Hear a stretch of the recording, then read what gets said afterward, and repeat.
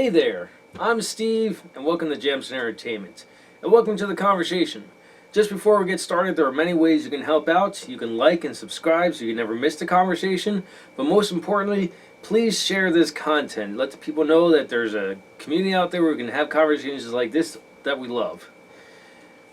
With me again is Walter, and we are going to be talking about Wonder Woman 1984 and much more than that. How's it going, Walt? Glad to be back. Let's get the show on the road. We got a lot of ground to cover. I know we got a lot of ground to cover. There's a lot to talk about Wonder Woman 1984. Mm-hmm. Thoughts? I like the first one better. What? I like the first one better. I think that's a given for most people.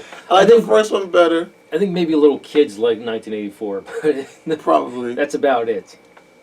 I like the first one better. Darker, grittier. I get they were going for... I don't know what they were going for. But, you know, it was a little... I guess it was a little more brighter, a little more... I don't know, a little more comforting looking than the first one. I don't know. I don't know what... I understood it. I understood it. I just didn't care for it. I don't know if they know what they were going for, because... You remember the mall scene? Right. All right. So I watched this with my parents on either New Year's Eve or New Year's night. I can't remember. And all three of us are watching it. Right. The mall scene happens, and we all think, this feels like a Superman movie. And I mentioned this in my review that I did of it, and it feels like a Christopher Reeves Superman movie, not Henry Cavill. Well, Brandon Roth. No, I'm just joking. But, no, I get that because it was brighter, it was colorful, more upbeat, more flash, not enough substance. Which the last time I said that about a movie, it was unfortunately Batman and Robin. So, but that was terrible compared to this. Wonder Woman 1984 could have been better. Didn't suck, just could have been better. Oh no, I think it's... But I didn't like the flash. Too much flash, not enough. So I get the story, the action held me, and I was so excited to see it. I was just like, okay, I'm taking it all in. So I didn't care until it was all over. Say, okay, I didn't really care for it, but I got it. I understand it. So that's just me. Let me put out like a spoiler warning out there, because let's really talk about this movie and just not dance around things. So if you haven't seen it yet.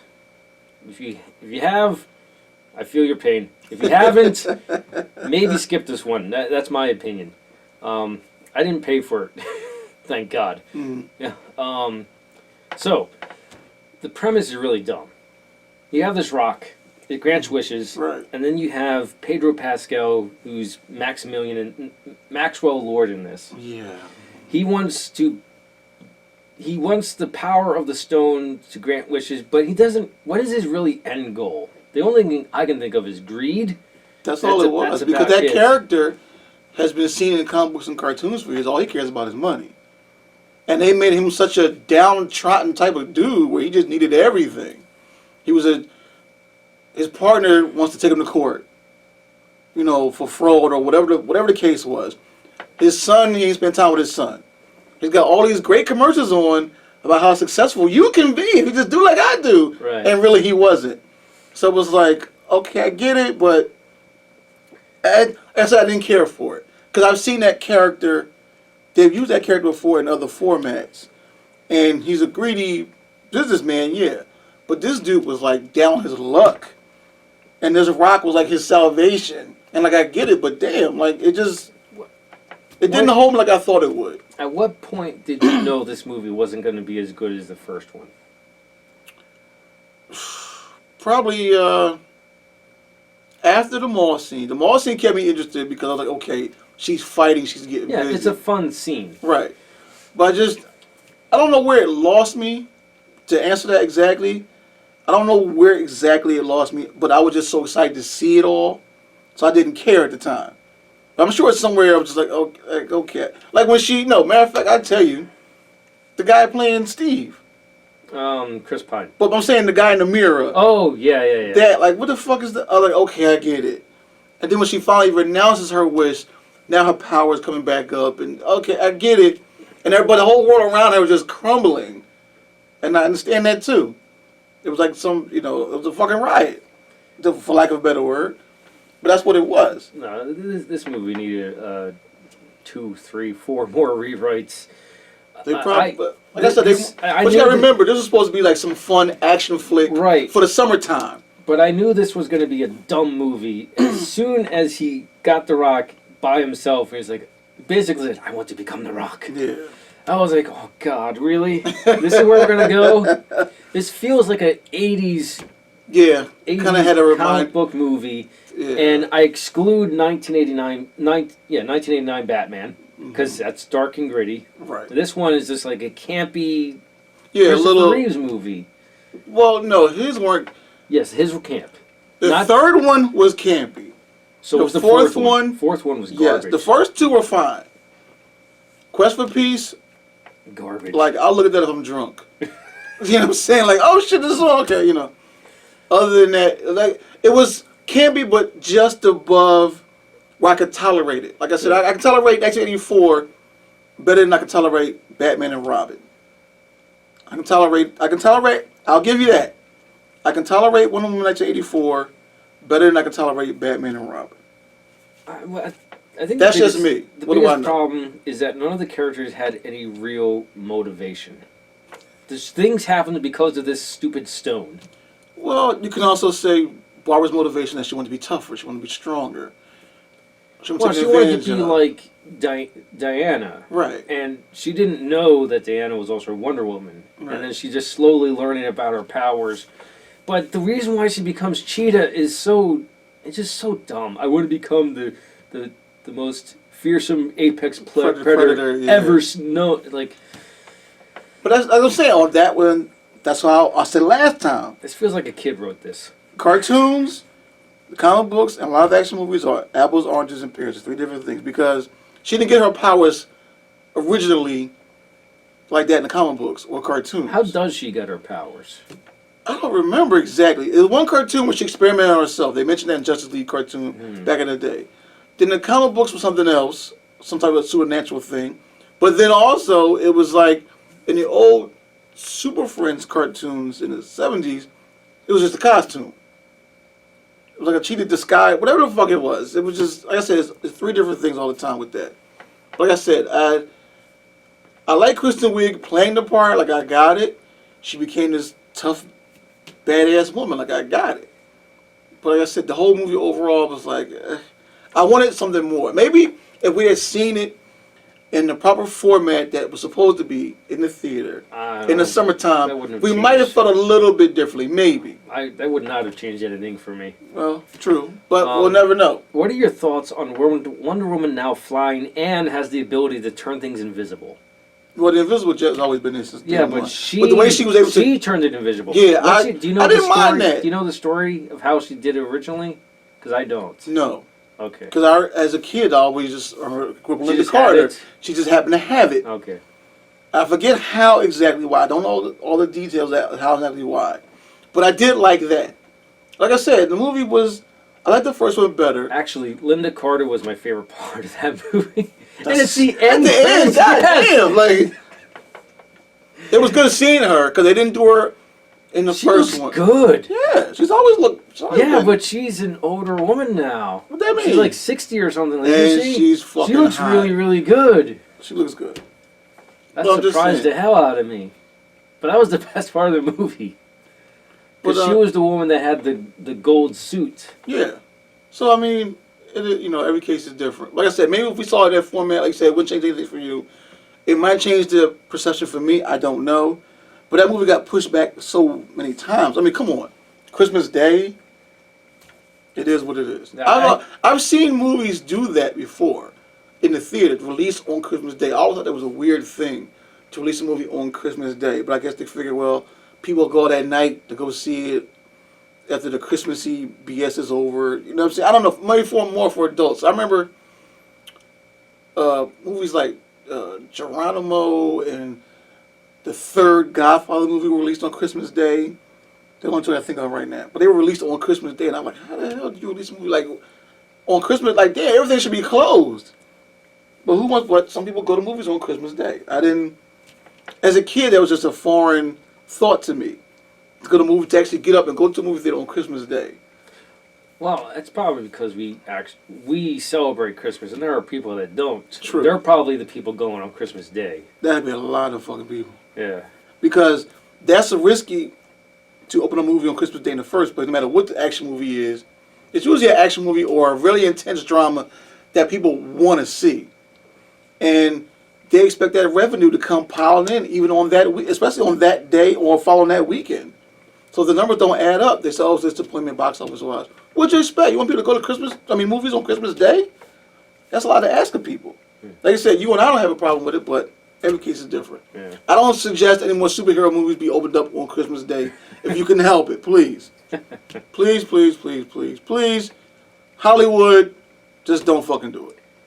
So the Snyder Cut is coming out of Justice League. Yes. I think it's next month. Yeah. It is next month. By the time you get this out there, it'll be 3 weeks away. You seen the trailer? Yes. It looks half a dozen times. It looks. I've seen it like maybe twice. It looks vastly different from Joss Whedon's cut. Right. This is what everybody wants. This is what everybody's been dying for. It's been a hint to that, even in the goddamn Harley Quinn cartoon, where someone's watching television, a Harley Quinn cartoon, and someone said, release a Snyder Cut in someone's T-shirt on a cartoon. People have been dying for this. They want to see it. I'm dying. I watched a preview 4 fucking times already. At least. There's a lot to unpack there. So you actually get to see Darkseid. Hopefully it's CGI trailer, because I think he looks like garbage. Hopefully. I don't know. Because do you get a person to play Darkseid, or do you get to do a whole CGI thing? Well, normally what they would do is both. Okay, so when they did Thanos, was basically the dark side of Marvel, at least cinematically. One of them, anyway. At least cinematically speaking. Right. Josh Brolin had perfect. His voice was perfect for that. He had a suit, and he had something. I think he said something on top of his head to kind of gauge the height. Yeah. For the animators, they're probably gonna do something like that for Darkseid. I have no idea who's playing Darkseid. I don't either. I really wish they just got someone to just act him, and then Michael Ironside do the voice. That would be perfect. I don't understand how that works where they don't get the same person to do the voices not all the time. But I'm saying Tony Todd has done it. Andre Brower has done it. And of course Michael Ironside has done it. So I don't understand how something of this magnitude, why don't you go to him first? Tony Todd would be another good choice. He did it before. I didn't know that. Yeah, he did it before. If they didn't get Michael Ironside, I would be fine with Tony. Yeah. Tony Todd would also be a great choice. Right, but I don't understand. I don't know if they did or didn't, but I don't understand the thinking of not calling someone like him first to do this on a bigger scale. Do they think it won't work? Do they not ask him? Did he turn it down? The not knowing is what's killing you. Yeah. You know what I'm saying? The lack of information is what pisses everybody off. Well, just ask him to play the part. Ask her to play the part. Why isn't, like I said, when casting decisions are made, we're always surprised sometimes. There's always like, really her? Really him? And I don't, we always say, we don't see it. Well, it ain't our job to see it. It's the casting director's job to see it. Sometimes it's good, sometimes it's bad. It also depends on how much control Snyder had over casting. True. I mean, that comes in your contract and your deal. It's his baby, and it seems like he gets more and more freedom making these movies each one. Yeah. So he probably had a lot of say in it, and we just don't know who he had in mind and didn't have in mind, or which direction he wanted to go. And until Snyder Cut comes, I mean, we could pause it and just look it up on Google, but we got a good conversation going. We'll do both. So, we'll go to Google later and we'll find the fuck out and we'll let everybody know. So we're also don't know, we're also going to be getting Superman in the black suit. Right. So that should be interesting. It looks like he has this short hair. He's not going to have the long hair. And he has the cape. The black suit doesn't come with the cape. The black suit has never had the cape. Right. Well, for some reason, I guess they said I'm saying little things like that we geek out over, but at the same time, it's like, well, if you know that, why you leave it in there anyway? Why'd you put this in there anyway, knowing it doesn't traditionally go like that? He doesn't have, like you said, he has regular short hair, not the long hair.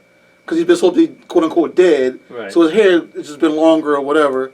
The black suit never has a cape. It's never had the cape. the toys, the cartoons, the comic books. He's never had the cape and the black suit. I think it would actually take away if he had a cape. Right. But in this version, he has a cape. He has the cape. So people are like, okay, we can overlook that. Like, okay. And also in this one, they're going to be expanding on Batman's dream/vision of Earth becoming basically apocalypse. Or well, not becoming apocalypse, but be turned into. Yeah. You saw the because Darkseid's mining for the what's it called? The anti-life equation. Yes. Thank you. How do I still know that after all this time? Because you're a bigger comic nerd than I am. The anti-life equation. But, yeah, and like I said, it wasn't... Because the first one, the Joss Whedon version, the scene where Ben Affleck is having that dream where Flash says, save Lois, she's the key. You get it, but you don't feel it. Yeah. It wasn't this. This, I think you're going to... Whatever that feeling is that you're supposed to get when you look at certain movies, I think we're going to get it this time. That version, we just like, okay, yeah, we get it. But we didn't feel it. This one, I think we're going to feel it. We're going to understand every little scene more than we did the last time. Well, I mean, so I watched BVS Dawn of Justice. Mm-hmm. I'm pretty sure I saw the extended cuts. Yeah.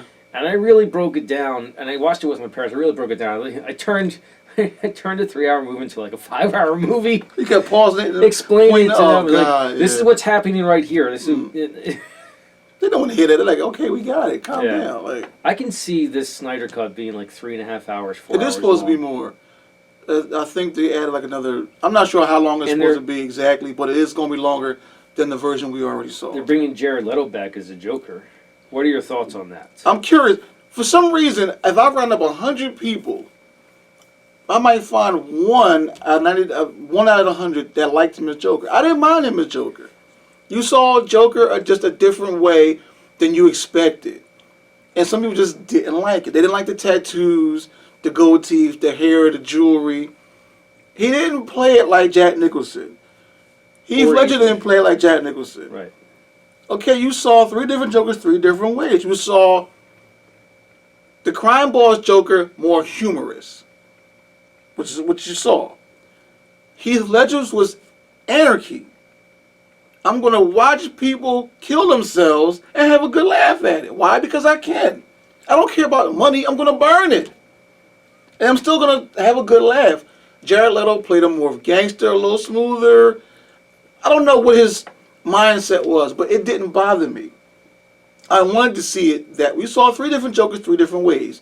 And for some reason, everybody wants it one way. Yeah. I haven't seen the extended cut of Suicide Squad. I've only seen the theatrical cut. Right. So I've only seen what Jared Leto did in the theatrical version, and I never really formed a pro or against Jared Leto because he's not in it as much as you would think. No, it's not about him. You have seen the extended cut of Suicide Squad. Does it elaborate more? Do you get to see more of the Joker in there? A little bit, but not. You get to form a real opinion about him. His whole premise is, look, he wants his girl back. He goes through hell and high water to get Harley out of that goddamn prison, which in itself was crazy because in the cartoons and books he doesn't do that. But this time he wants like Amanda Wallace said, he wants his queen. That was one of the criticisms of this Joker. Why? Because he's normally just a misogynistic prick that beats her. And she keeps on coming back to him because of Stockholm Syndrome or something like that. Right.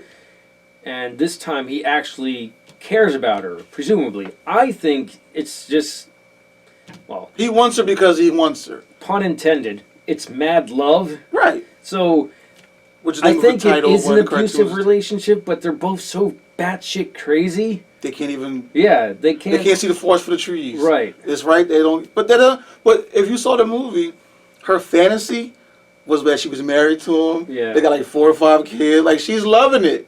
So that's her fantasy. But each case, like I said, there was a movie. That was one movie. There's another movie. He wants her because he wants her. Even like you say, he's misogynistic. He wants what he wants. It's her. Because it's like, how dare you tell me I can't have something. In this case, it's her. Yeah. So he's going to find the guy who makes the gadgets, kill him or damage him, to find out where she is, break in there, you know what I'm saying, to get that equipment, and find out what his island prison is to get her the fuck out. And we, come on, baby, let's go home. She pudding! Like, this bitch is crazy for this motherfucker. She can sit in that motherfucker and rot. Well, and now she's left him. Right. Birds of prey. No, I think this is... Right. Birds of prey, she finally left him. Right. But like I said, they ever do it where it's a whole mad love when she goes back. But before we move on to that, right. Jared Leto's coming back as Joker, but he looks like he's not exactly the same Joker. The tattoos his hair are is gone. long. Yeah, the hair is longer. Are gone. Like he's been through something. He might have a straight jacket on or some shit. But like where'd the tattoos go? I don't know. Like I said, that was... Because that was another criticism. A lot of people didn't like the tattoos. I didn't mind them. I was like, it's a different Joker. Right. That's what people don't understand. Sometimes, and I've said this before on this podcast, sometimes if it ain't broke, don't fix it. But it's tattoos. Like, get little shit you can just get over. It's a tattoo, people. It ain't the end of the world. Well, I understand. Tattoos. Joker traditionally doesn't have tattoos. You figure a gangster like him, who's crazy about pain and needles and whatever, a tattoo wouldn't mean shit to him. But it just is what it is with him. But this particular character, this particular Joker, has tattoos. The smile on the hand, or whatever. Actually, I just thought of this. You think maybe this time it's when they're showing the Joker? You think it's in the past? Like Batman's having a flashback? One way to find out, Playboy. Right. We'll never know until we sit there. I just thought of that. This might be a flashback. Possible. That's possible. You know what? Or I just had this conversation with an old lady. Mother box is messing with stuff. I just had this conversation with an old lady when they podcast shows, watch a show and overanalyze it. What does that mean? It's just, it could be something as simple as somebody's name on a piece of paper. That's the person that wrote, like, all right, goddamn, like, you got nothing to, we sit there. I don't want to overanalyze. I love that we analyze it, but we can't pull our brains apart for every little thing. Like I said, the tattoos, they bothered you. They didn't bother me. They didn't bother me as much. But there were some people... I was pointing out that like, a lot of the fan base didn't like that's what I'm saying. But out of that fan base, like 97% didn't like the tattoo. They didn't like Jared Leto as Joker. Or they didn't like his take on it. I'm like, people, lighten up a little bit. It ain't that deep. Because people thought, and the reason I say that is because I heard those same people you're talking about didn't like the idea of Heath Ledger going to play Joker. Yeah, right. He can't and play. And he blew it out of the park. And he blew out of the fucking park and got an Academy Award for it. Yeah. Because everybody saw Jax and said, oh, you can't top that. But you got to remember, 3 different performances. No, we've had 4. You keep on saying 3. I just remembered Joaquin Phoenix. That don't count. Oh, because it's a standalone? Because it's a standalone and it's not dealing in that universe. They totally could have blew off Leto and said, Phoenix, can you come in? But I don't know if Phoenix would have done it. And I don't think it's really his style. Joaquin Phoenix thing is not... First of all, Joaquin Phoenix don't seem like a guy to get into a franchise like this. Yeah. He's too in his own head. He's worried about cow farts and all that kind of shit. Like, you know what I'm saying? Whatever he was talking about as a Academy Award when his speech about cows and flatulence and animals, whatever he was into. I don't know what you're talking about. He got his Academy Award and gave a political statement in his thank you speech. And I'm like, okay, player, you like, we got it, but you want some other shit right now. It sounds like he was just doing it for attention. Who knows? But like I said, I don't have the patience to call this man for a part like this, and it's a franchise, it's this and that. Yeah. So the Joker script that he got isn't something. His was disconnected from what we got in front of us now. Leto's already established in that universe. Exactly. You could see the Joaquin Phoenix one as a separate universe. Exactly. Which leaves that open because you saw the end of that Joker movie where Thomas Wayne and his wife get killed. The little boy sees it like, oh shit, now where's this going to go now? Yeah. Are they going to make another one? No, I'd like to see that. I'd like that left open. Let's leave Joker, the movie, as it is. Okay. Tell them that. Tell somebody it ain't broke, don't fix it. They don't listen anyway. You know what I'm saying? Like, just the only way they'll listen is if you just stop showing up. Cancel your subscription and stop showing up. That's the only way they listen. But I didn't mind Jared. I like Jared Leto. I like Jared Leto as an actor anyway. I saw him in other parts here and there. He's a damn good actor. Yes. I haven't seen him in much, but I do like him. And he takes it. You could tell he's one of the people that takes the craft very seriously. So if you ask him to do something, he's going to do it. And I liked his performance. I liked his interpretation of Joker in that movie. People like the movie overall. I thought it was this, thought it was that. It didn't bother me. I don't understand. Everybody has his or her own criteria for a movie. It has to have this, they want that. I got that. Some movies are better than others. Some suck. Some are great. We got that. But when it comes to the superhero movies that we love and enjoy so much, leave some room for suspension of disbelief. A little bit, not much. Not much. But at the same time, if someone's giving you a good performance, just because you're used to it one way, doesn't mean there's no room for something else. Right. That's just being narrow-minded. If you refuse to listen or watch and learn from someone else's take on something, it's not the end of the world. Like I said, everybody thought Heath Ledger was going to be a bad Joker. His casting was a bad idea, they thought.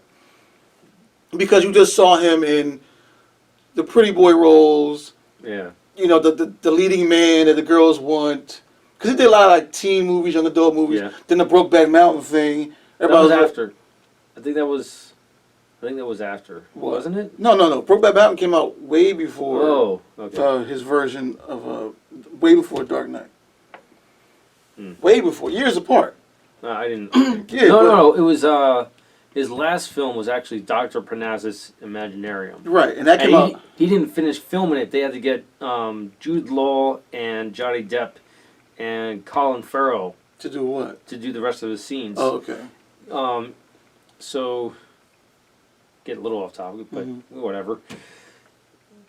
Jared Leto's Dr. Parnassus Imaginarium. There is a fantasy world that's separate from the real world. In a toy store or something, right? Right. And each time they go into the fantasy world, about like the 2/3 mark or so, or maybe about halfway, right. At some point they'll start switching out actors for Heath Ledger. Oh, okay. I said Jared Leto. I meant Heath Ledger. Heath Ledger. Yeah. I think they start first with Johnny Depp.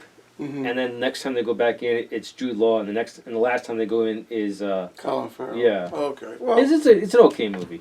Like I said, either way, you have to leave room open for interpretation. Someone else's take on it isn't bad. It's different, not bad. It's just different. And some people 99% of the fans don't want to see that. Right. But lighten up a bit. Let yourself be surprised. Right. Now, have you heard the fan theory out there that they think Leto's Joker is Jason Todd? What?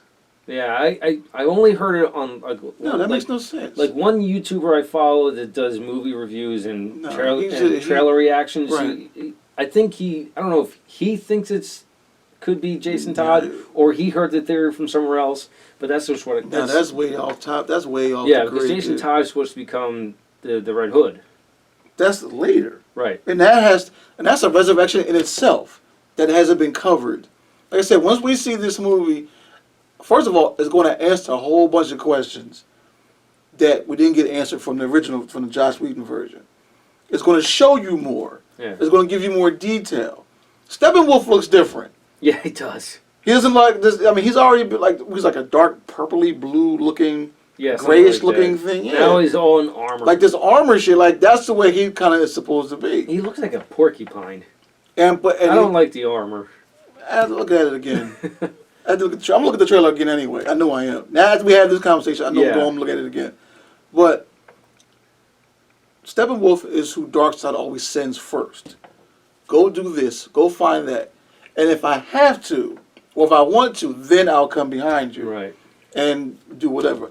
You've seen it in the comic books. I've definitely seen it in the cartoons. Anyone who's familiar with Superman, the animated series, knows that.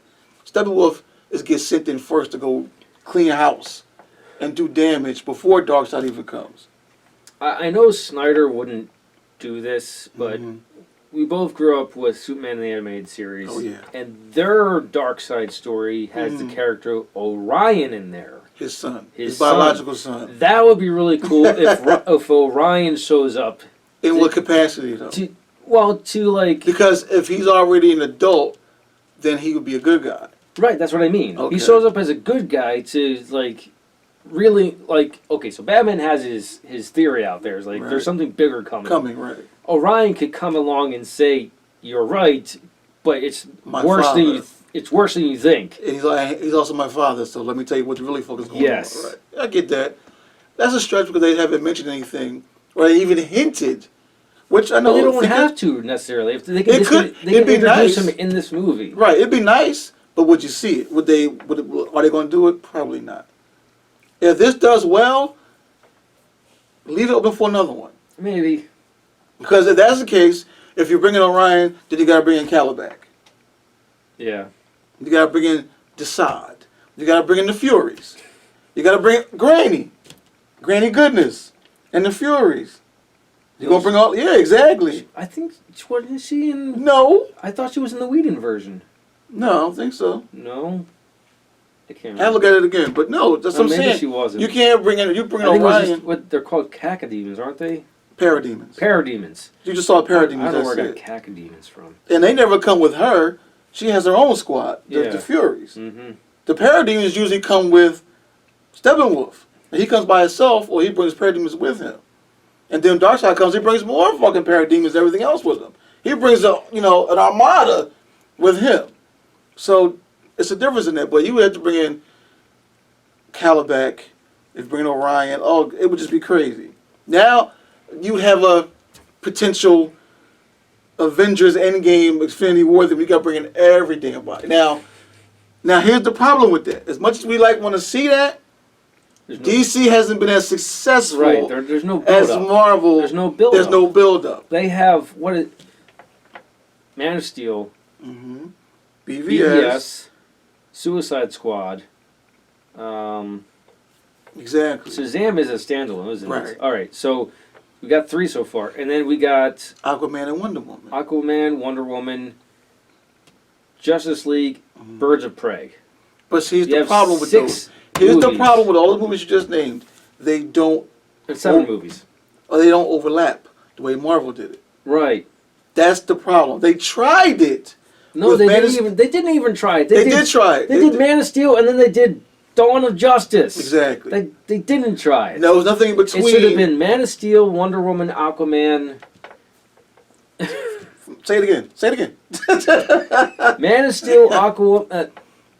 Man of Steel. Did I say their names wrong? Is that what you said? Say it again. No, I'm saying. Because I started to say it wrong. No, I'm saying as far as the way it should have gone in a perfect sense, in a perfect world. It would have been really cool if somehow you took elements of BVS and put it into Man of Steel so they can introduce Bruce. Right. They tried that.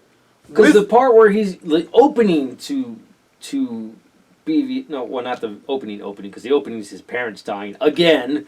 But the opening where he's running through The Metropolis, town, and they're that is awesome. They could have maybe just have him in that one part and show him running back towards Wayne Tower and he's looking Right. up, and that would just. That's all you needed. They could have put that would that be all you scene- need. You just need to see Ben Affleck running through Metropolis, trying to save people, going back to his Right. building, Right. and just show the reveal of Wayne Tower. Right. Now That's Wayne, all was Wayne, whatever it was. That's all. It's like a 2-second scene. Right. So you're saying put that scene in Man of Steel. Yes. Okay. When during the Zod fight. Right. That would have been perfect. To lead into okay, where's this going? Yeah. Yeah. Well, we'll never know. Unless The thing they is, decide to reboot and it. besides, and before we even get there, we got the Robert Pattinson version of the Batman. Yes. Which is I forgot coming. I forgot about that. Okay, That's coming out. now this is rumor that that HBO Max still wanted Ben Affleck to do a version for them. But Ben Affleck doesn't want to anymore. No, he doesn't. Completely doesn't want to do it anymore. The last I heard, Okay, that's what I'm saying. Of course, when I heard that, he was also going through a divorce and he was going through The rehab again. he all went that back shit. to rehab. I get that, but at the same time, I don't have a problem with Ben Affleck as Batman. I liked him too. He surprised me. I was totally expecting to hate him, and then he's like my second favorite Batman. Yeah, just the fact that Well, he's live action anyway. just the fact that he's took it so serious where Bruce Wayne is now a little bit older, a little bit more tired. Like I said, he's drinking. He's like, you know what I'm saying? He's really looking like the playboy that everybody thought he was. but behind the scenes, he was this badass vigilante. I just haven't seen in a long time. So he did more for you than you realize, and that's what makes the mystique of it so good to me. Because here's this person who doesn't have to do this at all. He's got enough money, enough toys to do anything he wants to do, but yet and still, he puts on this goddamn costume and makes sure you get home safe from work. Beyond a cop, beyond the parameters of the law that a cop does or doesn't do. So I've always liked Batman as my favorite character, and that's one of the reasons why. Robert Pattinson's version. I'm looking forward to that, but I still want to see Ben Affleck do it too. But like I said, and some people are mad. Some people, not all, they keep going back. Younger Batman. So it almost looks like Batman Year One in a sense. If Ben Affleck picks up the Cape and Cow again, right? I think it would be amazing if they did an Arkham series. That's what he wanted. He wanted to do Arkham. He wanted to do like a film noir mystery type thing dealing with Arkham Asylum. Oh man! People. Ben Affleck, you need to get back in the Batman suit. Hit the gym. Let's do the damn because thing. You have, and well, until we see the Pattinson version, you have the most realistic Batman fight scenes we've seen so far. Yeah. But I am looking. Let's talk about Pattinson for a bit. Okay. I was skeptical for like a half a second because of the Twilight series. But then I was like, and then after that half a second, I was like, it's been enough time. He's really separated from it. Right. He's done a million things. Then I saw the trailer. Right. I was like, yes. Right. And then I saw Tenet. I was like, hell yes. So I never saw that. Tenet is really good. I think you'll like it. All right. But I'm looking forward to the Batman. Right. Because now he's not playing a pretty boy who's glowing in the fucking sun as a vampire, which I never understood. They need to drop another trailer. They haven't. I know. It's the same one over and over again. They need to. I'm itching for another trailer. Or just drop the movie already. It won't be till what? March? And this is supposed to be the Riddler is the villain? Riddler is the main villain, I believe. But Colin Farrell is playing Oswald Cobblepot. Oh, God. Really? Yeah, you knew that. No, I didn't know that. You didn't know that? No. Colin Farrell is playing Oswald Cobblepot. See? We just talked about this. Leave some room to... Yeah, I know, because I wasn't a Ben Affleck fan. I'm not really a Colin Farrell fan. Mm-hmm. The one Colin Farrell movie I have seen, yeah, Saving Mr. Banks, the Disney movie. I saw that. That's really good. Yeah. But you got, and Zoe Kravitz is playing Selena Kyle. She's going to pull I'm not familiar with her. You've seen her before. So it's going to be a bunch of villains in there, huh? Well, she's in it, but I don't know what capacity. The preview, you've seen the preview of her cracking open a safe, whatever she's doing. I remember bits and pieces. Right. I remember. But I haven't seen Colin Farrell. I haven't seen what Colin Farrell looks like. Is he in a fat suit? He's not putting on weight for the role. I think he got a fat suit or... He's too tall, though. That's the problem. Come on. Look at Danny DeVito to do again. Nah, stop. That's come on now. Come on. You can't get Peter... Well, you could get Peter Dinklage, but Peter Dinklage is too short. No. He could do it. That man I told you a long time ago. Act. I told you a long time ago who a perfect Oswald Cobblepot would be if he was still living. You remember? No, I don't. Philip Seymour Hoffman. Oh, yes. If he was still living, yes, he would have been a perfect... that would be perfect. Yes. If he was still with us, he could have been a perfect Oswald Cobblepot. There's another villain they're using, I forget who. You got Riddler, Penguin... Or at least Oswald Cobblepot. They're saying people say Oswald Cobblepot for right now. Selena Kyle and somebody else they're using. I can't remember. But it's not a Joker in it. There's somebody else. I can't remember who. And Jeffrey Wright is not playing Commissioner Gordon. I think he still might be like Lieutenant Gordon or something like that. I don't think it's Commissioner in the Batman, we're getting our first black James Gordon, right? Mm-hmm. Jeffrey Wright. What else has he been in? I'm not familiar with him. Angels in America. He played a bunch of different characters in this mini-series called Angels in America. Look at that. Shaft, the first one. I've never seen Shaft. He played a Dominican drug lord. Oh, God. That was good. He's been in a lot of movies. He's been in movies. he's got like Emmys and Tonys for like he's got. Only thing he doesn't have is an Oscar, but he's been around long enough. So that's your next movie. Is Jeffrey Wright. Jeffrey Wright, Okay. and he always plays Felix Leiter in the James Bond movies now. Before, okay, yeah, okay, he's in for the new years, ones, right? Okay, the ones with Daniel Craig has all been him. Okay, playing Felix Leiter. I mean, he looks good. I'm looking forward to it. He's playing Gordon. I don't know if it's commissioner or lieutenant, but he's playing. If this is young Batman, he's probably going to be like maybe. That's what I'm saying. He could be sergeant. He could be lieutenant. I don't know how far they're going back with this. Is he just starting to be Batman, or has he been Batman for a while? I'm not sure. Because I remember they're between Batman the animated series type of stories, and then the animated movie Batman Year One. I'm trying to remember who. I can't remember the actor's name, but he did all those insurance commercials. Those what commercials? The insurance commercials. The guy who played Gordon in Whedon's Justice League. Insurance commercials. Oh, you're talking about Well, he played on Oz. He played on. No, he's. He played a skinhead in the HBO series Oz. J.K. Simmons. Yes. J.K. Simmons. He's also. It looks like he's coming back because of Far From Home. He's coming back as Jamsin. J. Jonah Jameson. Yes. He very small role as Gordon in Justice League. Right. Yeah, like I said, it was. I thought they were going to continue to use him as Gordon. I thought it was supposed to be the Gordon in the next ones. Especially, probably when Ben Affleck was making his film, I think it was going to be Gordon there. Probably. Well, that's the thing. And I thought the failure of that movie. I thought they were going to. Basically, my thought is they were going to use him. Period. They should. Whether it was going to be Ben Affleck's Justice League or Pattinson's, I thought they were going to use J.K. Simmons. Period. Because we're talking about the Batman, which is over here, and you got the Ben Affleck one over here. It was two different things. So it was like whole different. I don't want to say different universe, but two different settings completely. Like I said, Robert Pattinson got to be the youngest motherfucker now playing Batman. Yeah.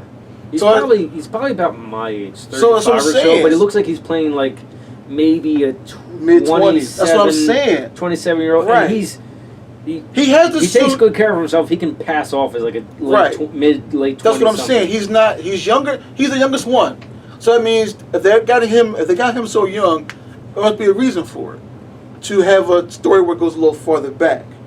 Yeah, because it's supposed to be like year 2 or 3, something like that. That's what I'm saying. He has the car. He has everything he needs, but this is like he's already been at it for a while because Riddler is leaving him clues to fuck with him. So he's been at it for a while, just not as long as the Ben Affleck would have been, the way they portrayed it, the way even Michael Keaton's was at it for a while, but he wasn't known. Right. You see what I'm saying? So at least with this one, it's more out of open. You know there is someone out there doing this. You just don't know who. And now, in this one, you know who, but not how long he's been doing it. Do we know who's playing Alfred in that one? Yeah. His name is Andy Serkis. Oh. Yes. You didn't know that? No. Yeah. That's so... He's perfect. I mean, he's perfect. He is, because he's an amazing actor, right. But it's still a weird choice, because you don't... He can play that father figure that Bruce needs. He definitely can. I'm not saying he can't. It's just... And he has that It's just weird, because he's normally playing a goofball, or Gollum. Right. Or a bad guy, period. In Black Panther... Yeah, he's, I can't remember. He was Claw. He was Claw. Right. And they CGI'd the crap out of him, but he was Snoke. Yeah. So, I mean, he can do it. It'd be weird seeing him play a good guy. I never seen him play a good guy. I don't think he has. Not that I can remember. I'm sure he has, but who knows? So, yeah. Alfred, he can play that final... Circus is Alfred. That's going to be interesting. So he has to play that final father figure, mechanic, butler, and not to mention he has to raise this kid. Do you think he might be like Jeremy Irons, where he was part mechanic? Maybe. Because... all you hear is his voice, you never see it. Every preview, at least you hear his voice, you don't see his face. My experience with Alfred, and it's mostly Michael Gough, who was from the late 80s to mid-90s. Right. And the animated series one. Right. He's just... he's just a regular butler. Right. He's not doing mechanics or anything like that. He's just the first four. He was just all butler. He's just all just like the animated series. He's all butler. I mean, he does some extra stuff. Yeah. And you get into a little bit of the animated series background where he actually was like a soldier and he was in CIA. Attaché, not CIA, but MI6. Right. So he's a little more action oriented than Michael Go. I think it's Go or Golf, something like some weird last name. Right. So then you have, so he was just straight butler. Then you had Michael Caine, who was straight. He is straight butler. Yeah. But a little more of an active role. Yeah. A little more talkative, a little more animated. But we're talking, like I said, we're talking two different types of movies here. Right. Where it was a straight butler for Tim Burton's versions and all that shit. And then Michael Caine's version is like, look, I'm telling you this. I'm telling you that. Don't do this. Don't do that. And try to talk him through it. That's something you never saw with the Tim Burton one. Well, Tim Burton / Schumacher's. No, you didn't see that. You didn't. He was just the butler, and he gave advice sometimes, especially in the... I've only seen Batman Returns once. I wasn't a fan. But he does give advice in the 1989 Batman. Yeah. He's more of a father figure. He's giving advice in all of them, but it's just different ways. Like the way Michael Goff did it was one way, Michael Caine did another way, Jeremy Irons another way, and with Michael Caine, you actually see him develop with Bruce Wayne and tell him, Batman, do this, really, don't do that. Yeah. Right. Because that one, he's just starting out. Yeah. What do I do? Buy things that aren't for sale. And movie stars. Jeremy Irons, Alfred, that was such a weird choice because I never seen him. I liked him because I did like him, but I just never seen him as like as a side character. He wasn't even straight butler. He was more sarcastic butler. Yeah. He's leaving the wine bottles on the floor. Really, like, you know what I'm saying? It's like when you're talking to Ray Fisher as Cyborg. I'm sorry, do I know you? Like, you know what I'm saying? Yeah. Like, you hear the little sarcastic shit. Where are they? They're on the third or fifth floor. I'm laying up on the floor. Jeremy Irons, Alfred, feels more like an equal partner. I mean, he's not out on the streets, right? But he's like, actually, he's kind of like a manager. Yeah. He takes care of things behind the scenes. Right. That's the way he's always been. This one just, well, Andy Serkis is going to be more detailed, I'm sure, in that version. Well, now, the Snyder Cut, are we going to see more Jeremy Irons in the Snyder Cut? There's so much. There's a big question mark over this thing again. That's all. Yeah. That's all. It's just, and we had to wait and see. We're 3 weeks away from Snyder Cut. I think at least so. 3 weeks away. Yeah. Basically, by the time this comes out, it'll be March. So what? 2.5, 3 weeks away. Before the month is over, we will all see it. It comes out. March is tomorrow. As I say, by the time you put this out, it'll be March, and it comes out to the 18th. That's a Thursday. Not a Friday, a Thursday. So, we're going to do some time traveling here. Let's go.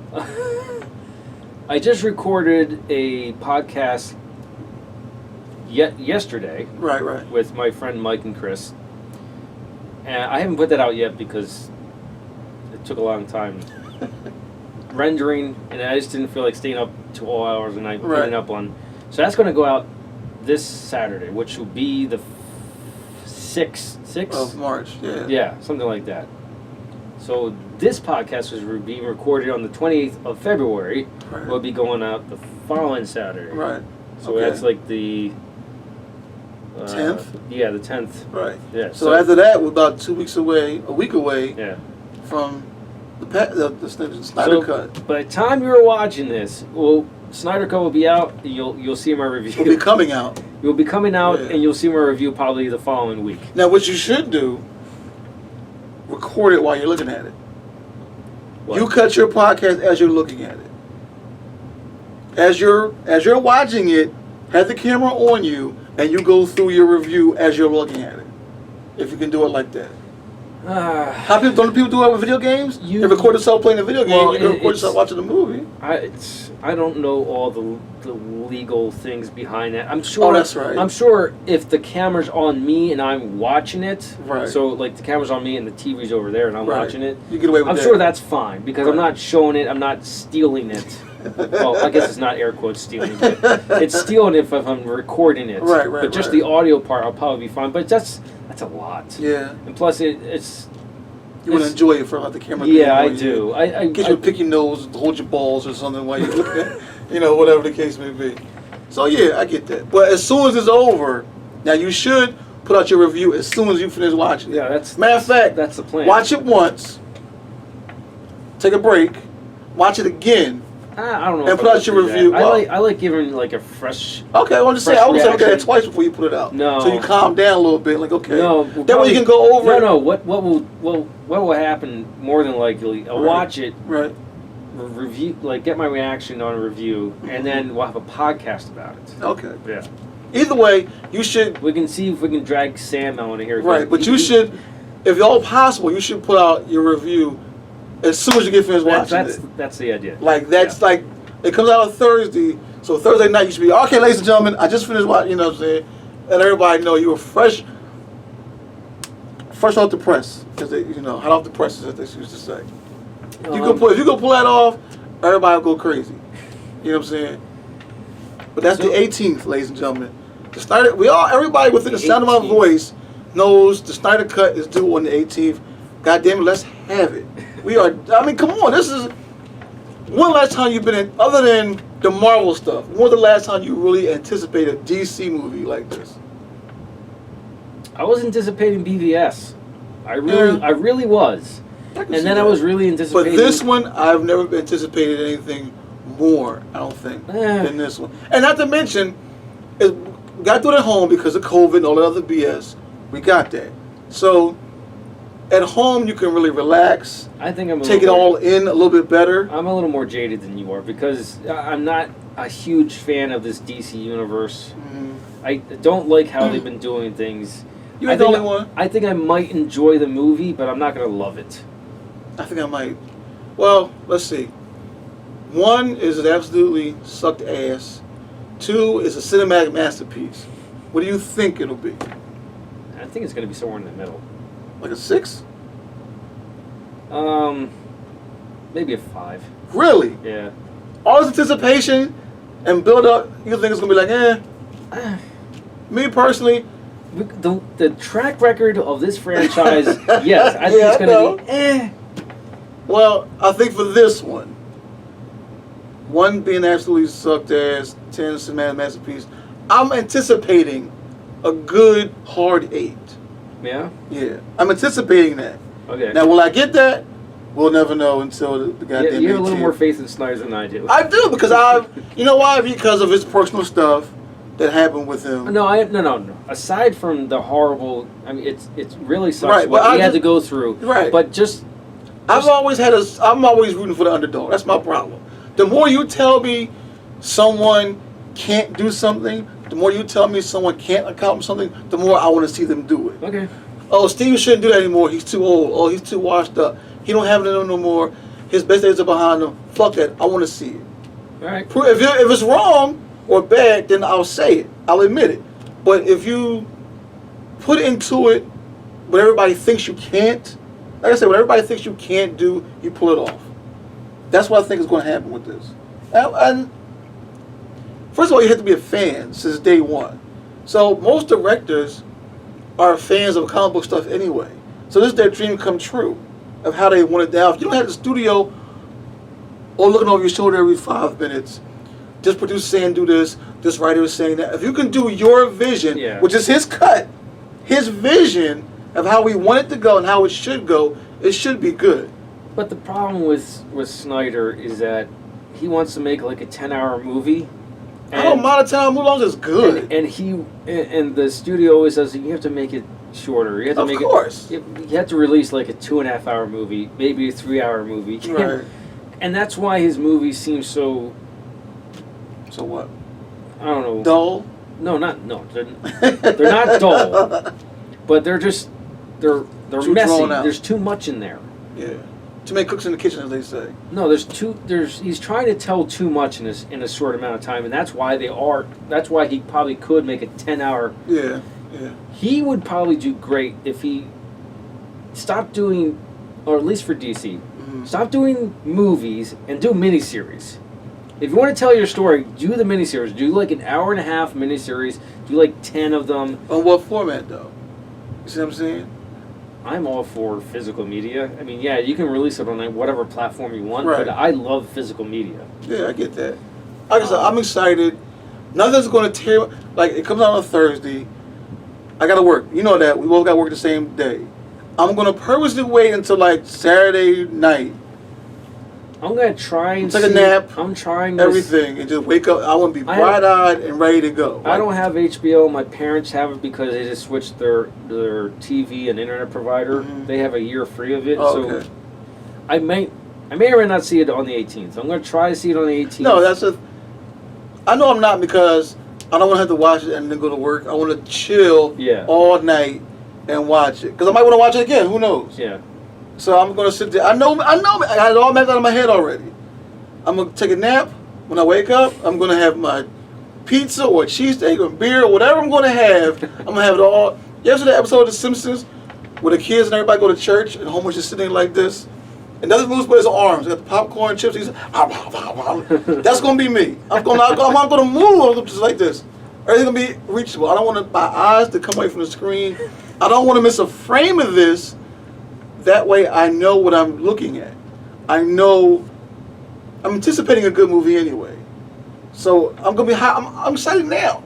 I want to see how this is going to turn out, because what's going to make people do, and people should do this. Watch the other version first.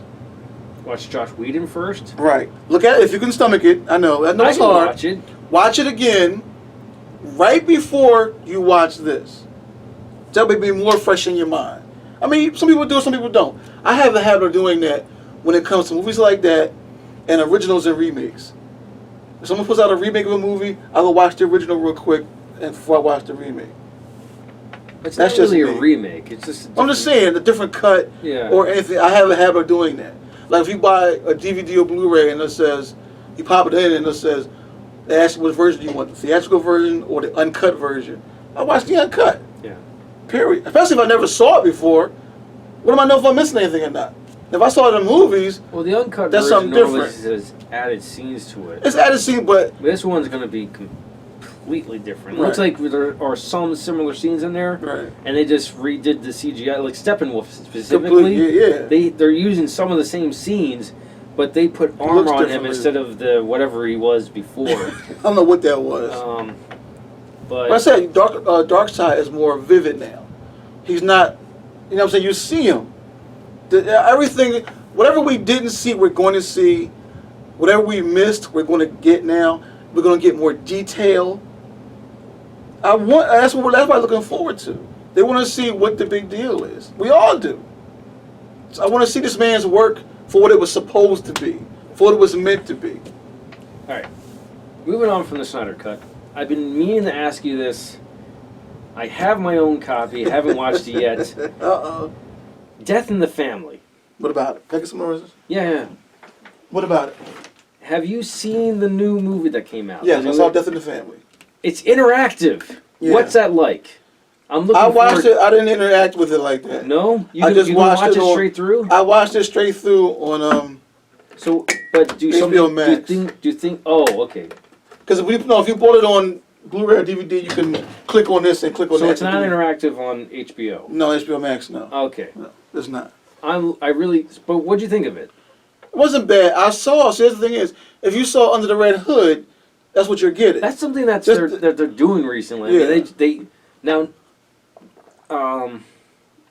I think I have Superman Doomsday, and I finally bought the Death of Superman and Rise of Superman. Yeah. It comes with Doomsday, right? And Death of Superman is way better. Which one? Death of Superman. Oh, the two-part thing. Yeah, that's way better. I saw Doomsday. It's like, really, this is that old Superman Doomsday. Yeah. I don't know what that was. It's not nearly as good. No. That's a case of apples and oranges right there. Yeah. That's a true case of apples and oranges. But I was in Target. And I saw Death in the Family. It's like, do I want to get this? Because, I mean, basically, they did this already. It's Red Hood. Right. I still haven't seen Red Hood. Yeah, I know. I got a lot of catching up to do. I'm gonna pray for you. But I was reading the back of it. It said interactive. I was like, yeah, right. They're trying to make it like back in the day when they were writing it, and they said to the fans, "Do you want to live or die?" Yeah. Live or die. It's like, ooh. And I told my parents about it. Mostly my mom because he's a huge fan, and she was around when that happened. Mm-hmm. I don't think she wrote into it, but she just knew it happened. Yeah, everybody called it an 800 number or 900 number, whatever it was. Yeah, and she's not really into the animated stuff, so she might watch it with me. She might not. Mm-hmm. I'll bring it up to her again, but I really want to watch it. I want to see how. I mean, since it's interactive, you probably do have the choice of keeping them alive. I don't know what that. I'm not sure exactly what it is. I don't know what you're. So when you watched it, is it just the same the story that came out in the comic books? He just dies. Is it basically the Red Hood? It's under the Red Hood, but he's all right. For those who don't know, it's a conversation between Bruce Wayne and Clark Kent. He's telling Clark, "This is what happened," and like damn, and typical Bruce Wayne is like, he knows how to anticipate. When it's a slick ending. It's the humor is there. The story is the same, but it's different. It's under the Red Hood being told to someone. You already saw what happened, but now he's telling someone what happened. You have to watch it. So do yourself a favor. Watch Under the Red Hood, goddamn. No, because I don't know how you missed that one. How do you miss that one? Under the Red Hood is the death of Jason Todd, and then the rise of the Red Hood, right? Mm-hmm. Okay, but Death in the Family is just the death of Jason Todd, isn't it? Like I said, it doesn't have Red Hood in there. He tells us you have to watch it again. You have to watch it. Okay, because he's telling the story. I'm gonna have to get my watch Under the Red Hood first. Of course, most of my animated movies are just Batman ones. That's fine. They're all that. That's ones they keep making. Yeah. They keep, like I said last time, they keep selling. Why?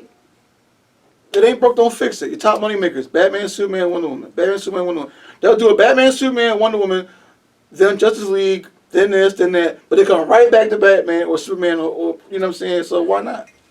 They're the ones that keep selling. Like I said before. Well, actually, they're making more Constantine ones. There's a new Constantine movie. Yeah. I haven't seen it yet, but Constantine seems to be doing pretty good by itself. Because they did the Justice League Dark, right? Which Batman was there, and that helped it out a lot. But then they had the second one come out. Mm-hmm. I can't remember what it's called, but that one's good. Right. And then they have a new one out. It's surprising how fast they're coming out with Constantine ones. They might be selling enough. But I said, I don't know. You have to look at the numbers, people, because there are certain anime movies that DC have purposely put on the back burner because other ones didn't sell. Wonder Woman undersold. I said that last time. Wonder Woman undersold. So because that undersold, they put Aquaman on the back burner. A solo one. Solo Aquaman on the back burner. A Nightwing on the back burner. Was it Flash? I think it was a Flash when they wanted to. Except they keep bringing the characters their own movie, but in a Justice League setting, which is why you get Flashpoint Paradox, right? Or you get Aquaman, Justice League Atlantis, was all of them. Not a solo standalone movie. They're scared a solo Nightwing movie won't sell. They're scared a solo Aquaman won't sell. They're scared a solo Robin animated movie won't sell because of Wonder Woman underselling. You see what I'm saying? There's a whole list of ones that they could do live animated. They won't do it. What they should do if they want to release these movies, but have like a safeguard, have it teamed up with a Superman movie. They've been doing that already. Do a two movie pack. Oh, okay. So one movie is like a Superman, maybe a Justice League movie, or Batman or Justice League movie, and then the other movie is just one of the characters out of DC. I mean, Marvel did that once before. It was Thor. Yeah, I have that one. Yeah, I had that one too. It was Hulk versus That's Thor. One of them. Hulk versus Wolverine. Hulk versus Wolverine is infinitely better than Hulk versus Thor. But DC I was so disappointed refuses to do that. They keep pushing the stuff back. They're getting. Someone is telling someone it's not going to happen because of this. It can't happen because of this. No one, I don't know what the pitch meetings are. I wouldn't presume to know that business because I don't know how to do that. But it was something that you want to see so badly that people, the collaborators want to do it. The artists, hiring the voice actors is child's play. They want to do it. They just need to come out with, You know what? or maybe not even a 2 movie pack. It could be a featurette, like a 30-minute short of Right, they've done that. Of Batwoman. They do that all the time. Batgirl, Batwoman. They do that all the time. They put out a movie. Like if you buy Batman Year One, there's a short Catwoman story on Of course, that. then I don't know how they would gauge how popular it is then, because people are buying.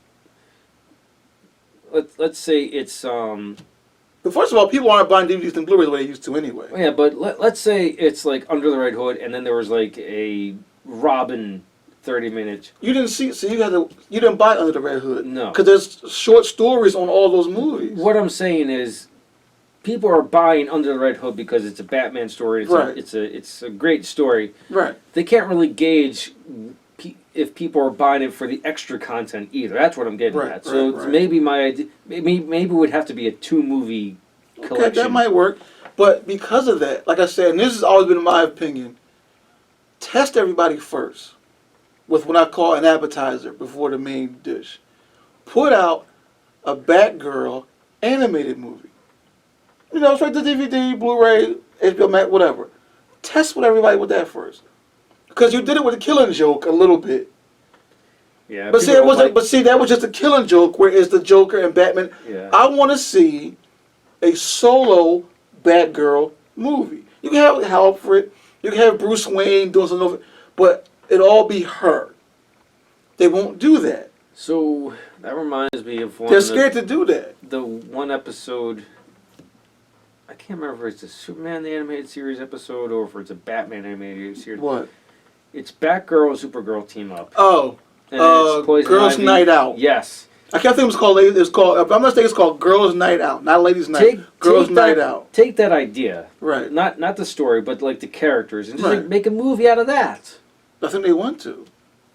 The problem is awesome. between. I like that. Between Hollywood's wheeling and dealing the way they do, and COVID, it's hard to tell who's saying what. Because we can have a stack of scripts this high on our desk, but who wants to do it? How can we do it? Even before COVID even came into play, Josh Whedon was a rumor for a Batgirl movie. Now, I wouldn't mind sitting through that because he can do that. If she was younger, I would always love Sarah Michelle Gellar to play. That's just me. But yeah, I know she's past that point now. Yeah, but I'm just saying. She was Buffy, she could have done it. Yeah, maybe even then. But was she done it because she's already? Anyway, put those types of things out. Like I said, test the market first with a live act. Test the market first with an animated movie. I don't know how Sarah Michelle Gellar would look as a redhead though. Well, only one way to find out. A Batgirl animated solo, a Nightwing, a Robin. Solo animated movie. Just see how it does. But because I said before and here, because Wonder Woman undersold, everybody else got pushed back. Like, oh, it's not a good idea now. I think it will sell. I think it will. From you and me, yes. That's a copy right there. That's 2 copies that in the rest of the world now what? You see what I'm saying? They expect this shit to sell 10 million copies. Let's say they expect to sell 1 million copies. And it sells 80,000. Yeah, they're disappointed. That's not good. That's not good. They're like, oh, damn, well, we tried. What about the Robin movie? I'll put it on the back burner. And then it never happens. And then they get slick. Like I said, I said right here at this table, they get slick when Wonder Woman undersold. They re-released it after the live-action version came out and called it the commemorative edition. They put little extras on it, a little more bells and whistles on the DVD and Blu-ray to get you to buy it. Don't fall for banana tailpipe. How well do you know how well the second Wonder Woman movie did? What, animated wise? The animated Yeah. I don't know. I never looked. Because I bought it. I remember buying it. The only other female one they put out was Harley Quinn. Well, Batman and Harley Quinn. But right. That's what I'm it's saying. Really a Harley Quinn movie. They put Batman and Harley Quinn in the title probably to sell more, but it's really a Harley Quinn movie. They didn't. I don't know if it's sold or not. But I said they won't put out a solo project. They won't do it. Just give me a solo Nightwing. That would be a solo animated Nightwing movie. Would be perfect. Yeah. You know, first of all, it wouldn't be in Gotham City. It'd be in Bloodhaven, probably. And he got his own issues to deal with. That's what people want to see. If Batman could do, why the fuck can Nightwing do? Make him Nightwing 1. It's like year 1 after. Not even then. Make it now. Where he's been out of Gotham City for a while and doing his own thing. No, I think it would have been interesting to see. Either way, you're right. Well, but either way. Well, hear me out. So if they did like a year 1, they could still have Batman intervene. Yeah. Because I don't know geographically speaking where Bloodhaven is compared to Gotham. Is it like a suburb or something? No, well, not a suburb, but is it like New York City where there's all these different boroughs and Bloodhaven's a borough of Gotham? Philadelphia to New York, I guess. Okay. Maybe closer. Give it. You know what I'm saying? How long it takes to get from downtown Philadelphia to Manhattan in New York is what, 2.5 hours? So make it an hour and a half away. Bloodhaven is an hour and a half away from Gotham, whereas Central City is like in the Midwest. Where however it goes in that, because you can actually do that on Wikipedia and look up where Gotham City would be if it was the United States and it was real. Well, I know that. But Bloodhaven is... It's got me thinking about it now. Bloodhaven is far away and crossing a bridge to get to in the Snyder universe, Gotham and Metropolis are right next to each other, where they are basically... separated by the water. Yeah, but they're basically boroughs of a bigger city. No, because Metropolis is one big city, Gotham is one big city to itself.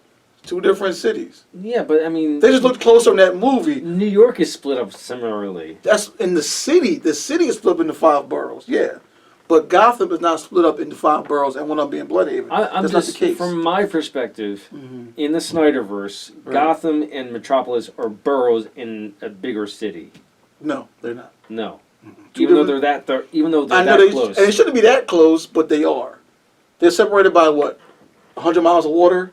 Whatever, not 100, whatever the case is. Even closer than that. I'm just saying. You can stand on one side of the bridge and see the other city. Right, but you shouldn't. Right. But you shouldn't. In the movie version you do, but traditionally... Because from my understanding, Gotham's supposed to be New York, and Metropolis was like Chicago or something? Maybe. Or Detroit. Probably closer than that. Well, let's say Detroit, Chicago. That far, that close. They're like, we can get there with our eyes closed on the bus. So imagine a goddamn Batmobile 100 miles an hour. You know what I'm saying? Or Superman flying there. Or Batwing then. Whatever. But I'm just saying, but he could get there fast. In the cartoons, it's been like that. Where Bruce Wayne comes to Metropolis on a goddamn jet. And he was in the air for what, an hour and a half? Yeah. So, every case is different. But like I said, that's just the live action version versus the animated version. Like I said, apples and oranges again. It just can't be helped, that comparison. But it is what it is. Next. I'm amped up now, people. Let's go. Oh, we've been talking so much about DC. Well, Marvel. Oh God, how much? Well, so Black Widow hasn't come out yet. The only Marvel movie that has come out is, correct me if I'm wrong, last year anyway, is New Mutants. I can't remember. I haven't seen it. I think we talked about wanting to see New Mutants. I haven't seen it. And it hasn't come out. You haven't? No. It's okay. The problem is it's Marvel okay. has to go into the next phase after Batman. Goddamn. Spider-Man: Far From Home and they got to go to the next phase. Now the problem with that is COVID, among other things. But Black Widow has an official date again. Once again, it has another release date. It's been pushed back about 5 times already. And now, mind you, this is just her backstory. Yeah. We already know what happens to her, but we can't even get to her backstory because of this bullshit. We can't get to it. But you got WandaVision, which is pushing forward. I haven't seen WandaVision yet. You got WandaVision pushing forward. The Falcon and Winter Soldier is pushing forward. I'm looking forward to that. Everything is pushing forward, but for some reason, we can't get to this goddamn Black Widow movie. I don't know why they haven't dropped it. They won't. They refuse to put it on Disney Plus. That's weird. They refuse. They want that money. They need to recoup that money. They put Mulan out on Disney. Reluctantly. Really? Because here's what they did. Didn't they still charge like $30? Here's what they did. They Stupid. told everybody we're going to release it on this date, but charge you $30. That's stupid. But come December, it'll be free. So for 2 months, 2.5, 3 months, it was extra $30. I've heard so many bad things about it. It wasn't that good. It didn't blow my skirt up. It did, you know what I'm saying? So, but for 2.5 or 3 months, we're going to charge you extra $30. But then come December, it'll be free. So why the fuck would I buy it now? I'll just wait. Yeah. I'll wait. And I waited like a week later than they said. I was like, okay. They said, if they said it was going to be free December 1st, I was like the 8th. And I looked at it and I said, okay, I get it. And then I got it, but then, like I said, it didn't do much for me. Mm. But I want to see anticipation because I want to see something good. But Disney Plus, they have said they will not put Black Widow on Disney Plus. It'll kill them if they have to. It would take another goddamn riot before they say, okay. Please, no more riots. Please, okay. Just put our differences aside and come together in solidarity with what we do agree on. Please. They will not put it on Disney Plus. They refuse because they know they won't get the money back, recoup the money from it. Yeah. You know what I'm saying? There are movies coming out. So this is something, well, kind of off topic. I got back into dating, and we saw a couple movies. So there are movies coming out. In the theater you went and saw? Yes. Oh, okay. Yeah. Now how many people were in there with you? The first movie there were 2 other people. The second movie there was 1 other person. Day or night? Night. Oh, okay. Yeah. So total of 4 the first time, total of 3 the second time. That happens. People are afraid, recycled air, whatever the fuck the case may be. Like I said, I love the movie going experience because it's something different about it than watching it at home. Because I like the idea that me and these total strangers are all on the same page. We want to see this great cinematic masterpiece of a movie if that's what it's going to be. I want to see Black Widow in theaters. Yeah, you want to see all the Marvel movies. Period. You want to see on the big screen to get that feeling that you got from Endgame, from Infinity War, from all of them, You on the bigger screen, you feel like you're taking more into that world. Yeah.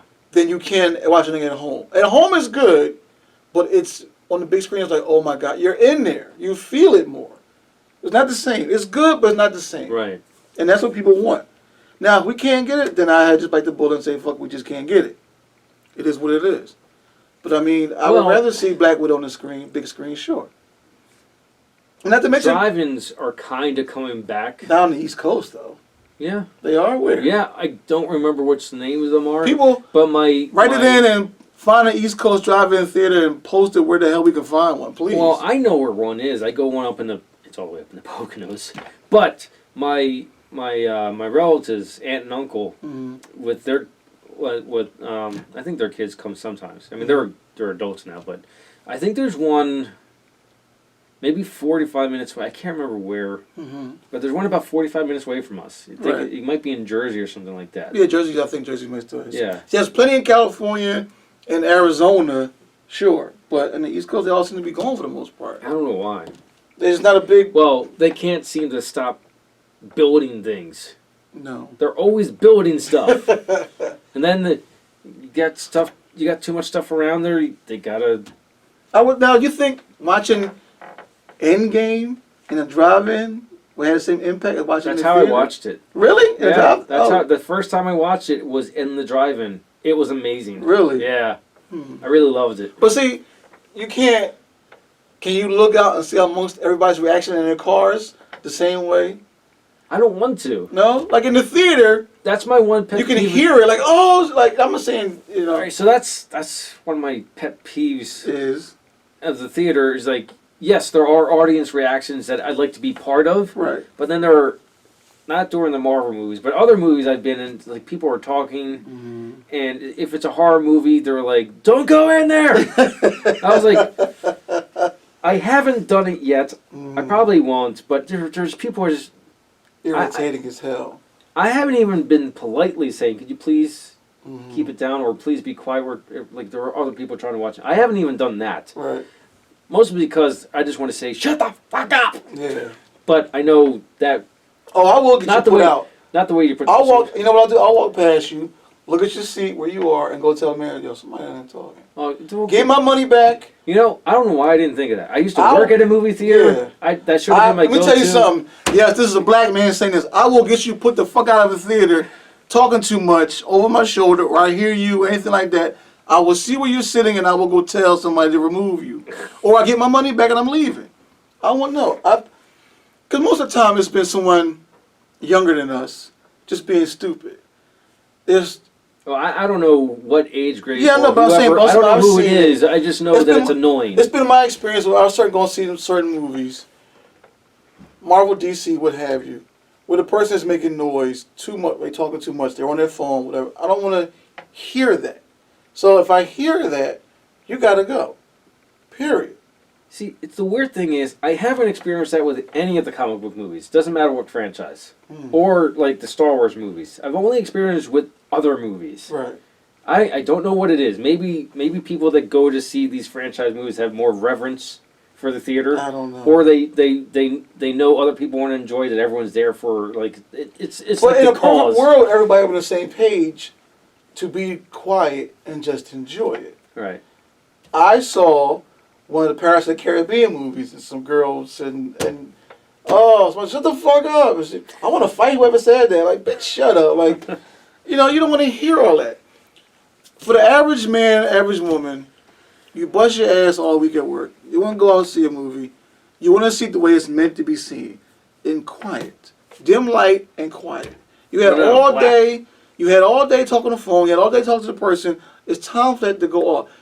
You're not watching the movie in the theater the same way you're watching it at home. I took my daughter once to the movie. She wanted to see a movie, and these women sat behind us, and they were talking and commenting, but they were talking and commenting as if they were watching it at home. And I was pissed because the theater was full, and we couldn't move our seat. Yeah. So it kind of ruined it for me. So even my daughter would ask me a question, I was like, shh, because I don't want to get into the habit of talking like they were. Right. So she'd say something, shh. So I remember a cousin and I saw Spider-Man 3. This guy and his son were sitting in front of us, and his son kept asking questions. Well, so he has to lean over and explain it to him. If you have to keep fucking doing that, he shouldn't be there. Yeah. Just, like, watch the movie. I'm sure the movie will tell you. Yeah, just say shh. I'll just say shh. The other thing that's annoying, don't explain shit. It doesn't happen as often, but people in front of me on their goddamn phone. Yes. That's the person. Because you're engaged up here, and then you see something out of the corner of your eye, and you're like, what? Then meanwhile, breaks engagement. Meanwhile, you worry about them, you miss the scene you want to see. Yeah. You're missing that action sequence. You're missing this. You're missing that one word in a dialogue where you're like, oh, now I get it. In whatever scene it may be. Let me hit the head real quick. Yeah. So, Marvel, the next phase of Marvel is just a bunch of movies that everybody's anticipating, like all the rest of them. But I think if Marvel can do more or better than they did the first phase, people will lose their goddamn minds. That would be insane. Some of these movies I never heard of. I never heard of Chun. Oh God, I can't remember the name of it. The Eternals I've heard of, but never know much about them. You know far more than I do because you Mahershala, grew up with comics. I grew up with TV and movies. Mahershala Ali playing the Blade from now on, which I get. Just going a different direction. I get that. But see now, here's another thing people have to remember now too. All the Marvel and Netflix shows, their characters are now free from being held by Netflix or wherever it goes. So they can use those characters wherever they want now. Because there was a sighting of Charlie Cox, who played Daredevil on Netflix. He was seen on the set of the next Spider-Man movie. So Peter Parker needs a lawyer. So who better than Matt Murdock in this case? That reminds me, you saw I'm pretty sure you've more than likely seen the trailer for Loki. Once. I need to look at it again. I don't know what they're doing there. I don't know. It's just his story. What he's doing. Well, okay. So it starts out with Endgame, where they're in the past and their Loki's being escorted so to prison so he can leave. Right. And he grabs hold of the Tesseract and vanishes. Right. And that's where his TV show comes from. Okay. I'm wondering, what do you think they're going to go with that? This is his because story. He's shown in a bunch of different locations. Right. But this is now all his story after Endgame. Or after Infinity War or whatever. Well, I mean, because you gotta remember, all this is that Loki grabs the Tesseract and teleports to go wherever. But the other Loki's dead. I don't know. Yeah, that's what's really weird about it. We have to wait and see. Here's the problem, with the exception of Black Widow, everything is now moving forward from Endgame. Spider-Man: Far From Home was the first one after all those movies, so it's like we build you all the way up. Now we're going to bring you back down, smooth you out with Spider-Man, see what he is going through, and take it from there. Because now we're going to another more supernatural, being Kang the Conqueror is coming, Galactus, all these dark side type of Thanos, dark side type of characters. I've heard back and forth that the next Spider-Man movie is supposed to open up the multiverse. Supposedly. But then I also heard the next Doctor Strange movie is going to be opening up the multiverse. Right. That's the problem. And there was rumors of Andrew Garfield and Tobey Maguire showing up. Yeah, I saw a headline. It's just a headline. Right. I don't know if it's true or not, but crap. Who's Spider-Man? Tobey Maguire or Andrew Garfield? Tom Holland. Tom Holland, right. I saw a headline saying somewhere that Tom Holland is quoted saying that they're not going to be in the next one. Who? Tobey Maguire and Andrew Garfield? Yeah. They probably won't be there. Unless you hear, Sam made a point about this. Unless I hear it from the director, him or herself, then it's just rumor. Yeah. Until the director of the movie says directly they will not be in it, then it's true. They should go for it. It'd be really, really cool. People want that, but then, okay. Are you going to say, like, careful what you wish for? Not so much that, but what do they want? Is the script calling for that? What are you going to pay them? Well, yeah, because somebody might want an astronomical amount of money. That's true. You see what I'm saying? Plus, to do it. I don't know what shape Garfield or They might be in good shape. They might be in decent shape, but they were like ripped. But first of all, Tobey Maguire is a vegetarian, so they just put him on a carbo load diet and a bunch of steps and push-ups and cardio work. That's fine. Andrew Garfield, however diet they're going to put him on, they're going to follow to the letter for 6-7 months, hit the gym, and then hit the set and look how they're supposed to look. So that's a given. But if he said they're not going to do it, they're not going to do it. And like Sam said before, unless you hear from the director, it's just rumor. Yeah. If the director or the actor, him or herself, say it, then it's just rumor. And if it's just rumor, it'll probably never happen. So much as you want to see your favorite actors reprise their roles again, it just doesn't happen because of politics, money, timing, or just I don't care, I don't want to do an attitude. As messed up as that is, it's not giving the fans what they want. It's not giving us what we want. I understand everybody has his or her own ideas on how a script should go, how it should look, how they want to look in a movie, the money they want to be paid or whatever. I got that. So it's a wish list, basically. What would be your ultimate Marvel wish list for a movie? You want this person, this person, this person. Well, they all said no. For whatever reason. So it's like, oh shit, now what? So, you know what I'm saying? You go to plan B. Then you go to plan C. Well, we couldn't get, Angelina Jolie said no, so how about Molly Ringwald? What? Like, no, you know what I'm saying? It's like, you know what I'm saying? I don't know. In a perfect world, we would have a Ben Affleck Batman movie. In a perfect world, we'd have a perfect Spider-Man movie with Andrew Garfield and Tobey Maguire. But in this case, people, we don't. If it's up to us, sure. Money for everybody. No, it got me thinking of the next Marvel series that seems to have only been talked about so far. Love and Thunder. Oh, word. I don't know how that's going to work out. I don't know. Because, unless they have, like, the Guardians in the first episode. I don't know. Because they've shown pictures of behind the scenes of Chris Hemsworth recently He's fucking jacked. Jacked again? Yeah. And they got Natalie Portman well, doing what he was always jacked. He was wearing fat the fat suit. I'm just saying, but now he's hit the gym even more now to build that up. And then they got Natalie Portman.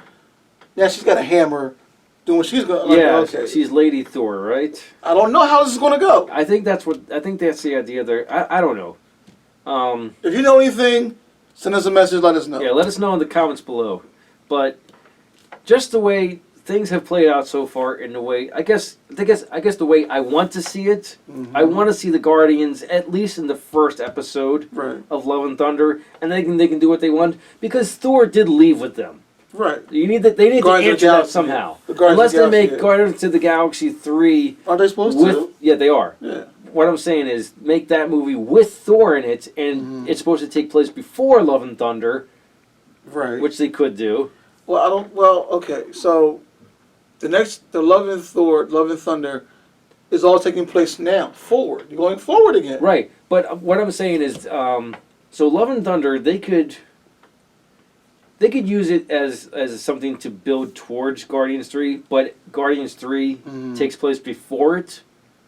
So they can talk about his stories with them. His weight loss. Yeah. And then we'll be like, oh, we gotta watch Guardians 3 because of all these things that we've heard about it. Right. So that could be one thing that they're gonna do. Which is supposed to come out first? Just next Thor and Thunder or another Guardians of the Galaxy movie? I don't know. For me, I would rather have Guardians come out. To hold you over. That's the appetizer. And then then Love and Thunder because, I don't know. You want the appetizer, you want the good appetizer before the great meal. I find it interesting that... For you, another Guardians of the Galaxy movie with him in it would be a good appetizer that would be before the great meal of Love and Thunder. That would be amazing. People, let's have it. Do this, please. They had such a great dynamic together in Infinity War. Right. I'd love to see an entire movie with that. Tell them who we got it. Like who has what I find interesting is that Natalie Portman actually is coming back. Right. I mean, she did the first one. Right.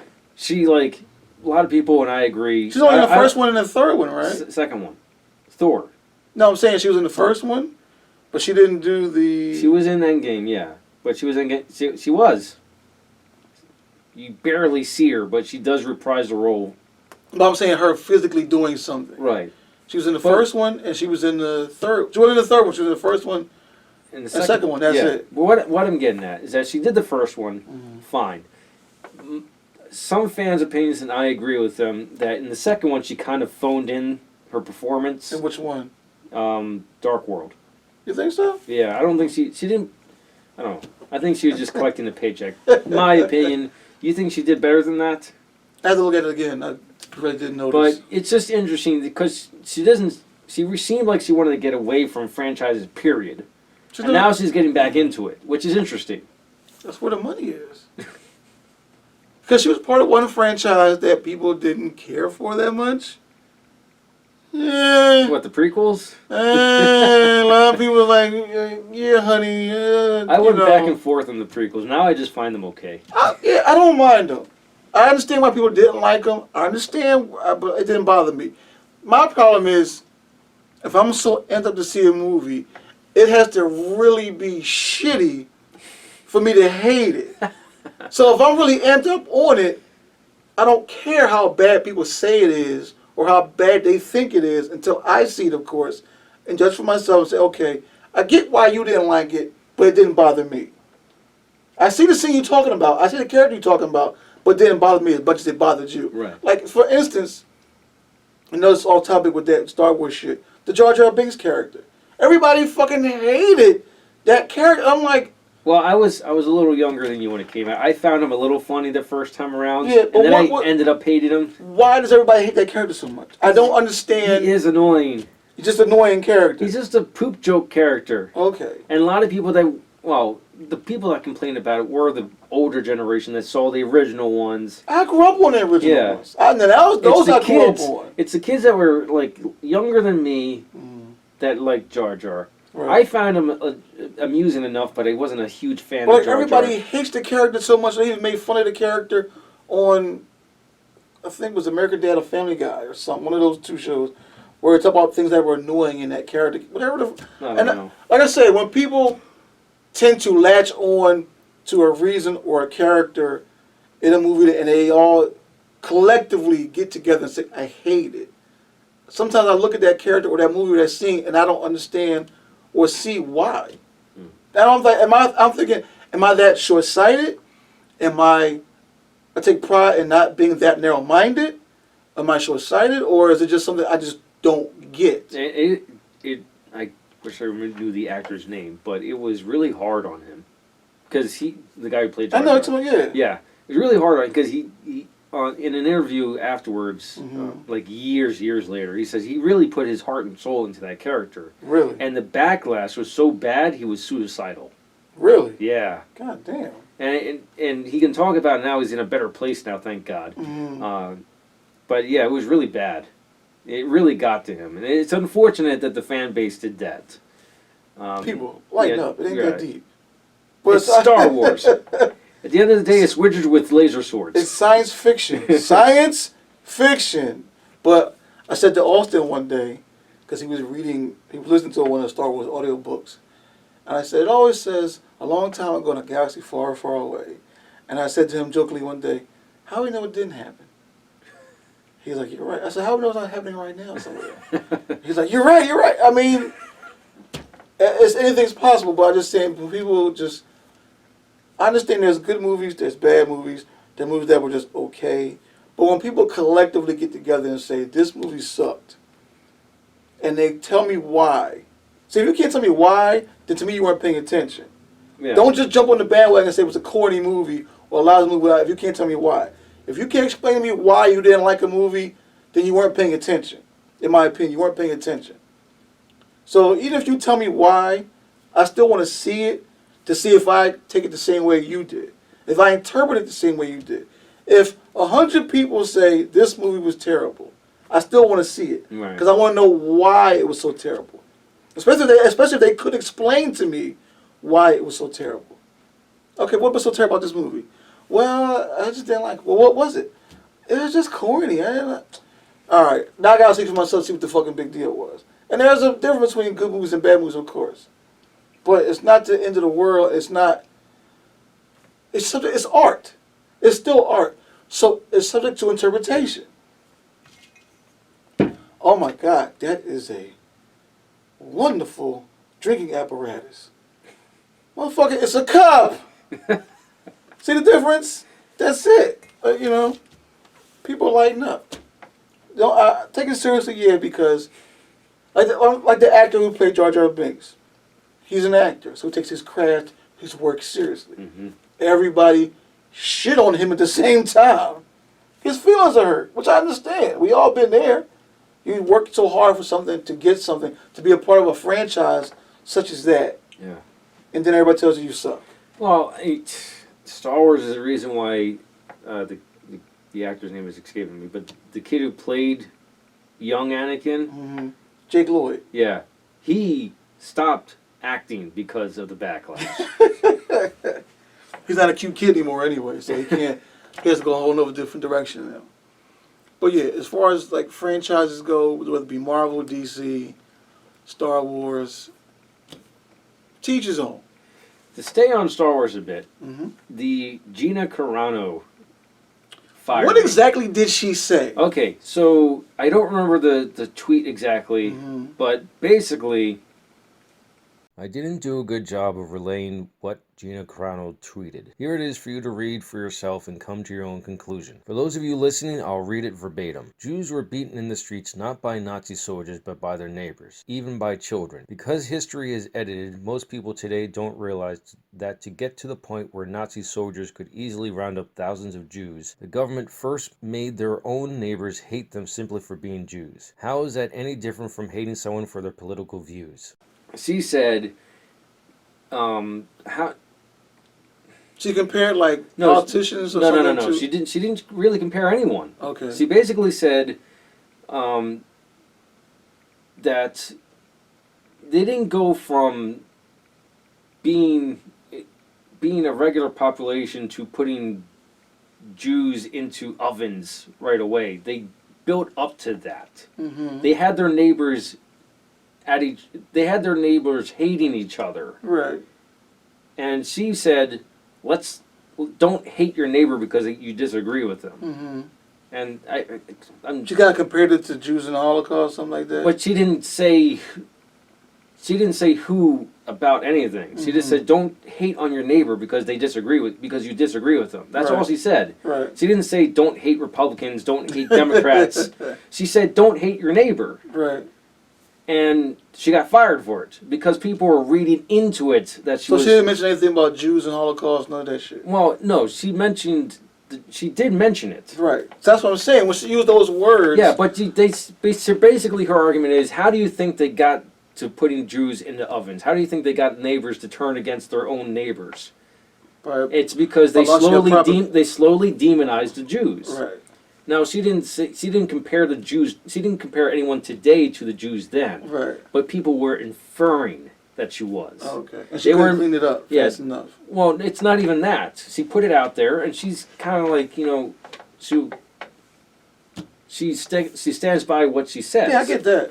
And Disney was like, she was kind of already on thin ice. Why? I don't know. I can't remember. From day one, there was some type of media campaign. There's another thing she put out there, like to get her kicked off the show for some fucking reason. Like another thing on Twitter, she like identifies as beep bop boop, and like it's supposedly or to remind I don't know. Mm-hmm. That was offensive to transgenders. I don't know. That's just the things that led up to this. Yeah. And like, you may or may not agree with me, but you think like Disney blew it out of proportion both instances. Well, they're under a lot of pressure from the fans, they stockholders, but they got no choice. But I don't know. They could have because you might say you're her. Let's say you're her boss, and you understand exactly what she said. You got it. You're on her side. But your boss over you is telling you fire her.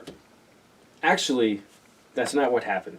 Mm-hmm. Well, that is what happened. Right. Well, no, that's not what happened. So Kathleen Kennedy is the one that ultimately fired her. Right. She's well, not so much anymore, but she's the head of Star Wars. Right. But I can't remember the guy in charge of Disney, who would be in charge of Kathleen Kennedy, right, is not happy with it.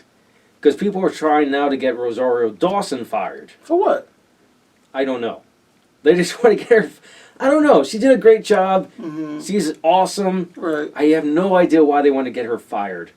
But the Disney CEO is like, no. Don't fire her. Don't fire her. So what's the problem? I don't know why that's not enough to bring Gina Carano back, though. That should be he should be like bring her back. But the problem was see what happened. They are losing. They're like bleeding subscriptions. The problem with that is people wanted her off the show in the beginning for whatever reason. For whatever reason they didn't like her. But it's a minority that wants her off. Then there's a minority that wanted her off from jump. From the first start, they wanted her gone for whatever reason. They didn't think she fit. Whatever BS reasons, opinions people have. Her tweeting that gave them excuse to see she got to go. Even though it's not controversial at all. Controversial enough to get her fired. You can have your political opinion all you want. It wasn't even really a political opinion. It was like, don't hate your neighbor.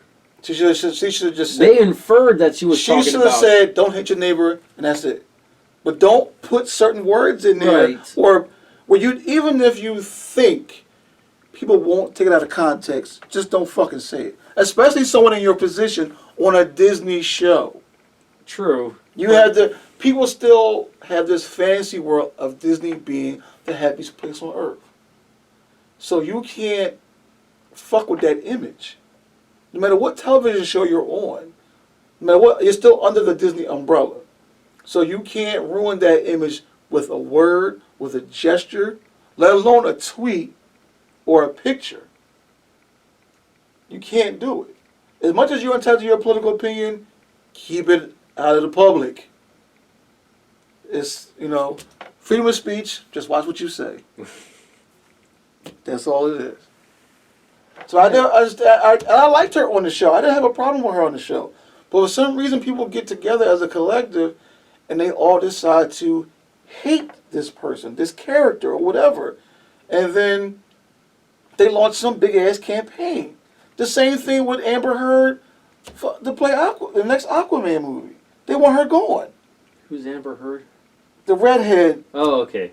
The one that played the I forget her name. But it was some big campaign to get her off the. Really? I'm like, what for? Yeah. Because I don't know the thing, her Johnny Depp thing. I don't know what it is, but for some reason, people launched this media campaign for something that's unrelated to her work, just because they decide they don't like you, they want you gone. And then if you tweet or say something in public, then that gives them the fuel that they was looking for even more. So there was a little brush fire that we could stomp out. Then you go and tweet, well, you know the Jews from back, oh, what you say? Now that brush fire becomes a goddamn forest fire that can't be put out unless you're going. And then you're under the Disney umbrella, they expect you to be a certain way. Well, even if it was Tom Hanks who said that, right. People lose their goddamn mind. I thought of this as we were talking about this particular subject. Like, all the movies and TV shows I have, there's always a disclaimer on there. The opinions of the people on the extras, the express opinions do not reflect our opinions. Yada. Right. Why can't any company do that? Forget that Disney. Because you have stockholders you have to answer to. Yeah, but still, it's like, you have that's their opinion. Stockholders that it's fine, it's their opinion. We're still going to make great content with them. You can do that, but the person, they do that on purpose to separate you from them in case you fuck up. Yeah. That way they can say, we already told you, that's his opinion, not ours. So why, And you take the fall because you're the one that said it. And then they turn their back on you and leave you hanging. Because you're the one that said it, as we told everybody, we don't agree with it. So they agree. Even though even one individual might agree with you, as a collective, as the company, they can't agree with you. They just can't. Yeah, but it's getting really out of hand. It happens. Apparently there's Lucas Arts employees that want to completely erase the character, which means they'd have to completely re-edit season 1 and 2 of Mandalorian. They ain't gonna do that. I know they're not. They're gonna just get another actor to play the part. That's all. They ain't into the fucking world. They don't want to.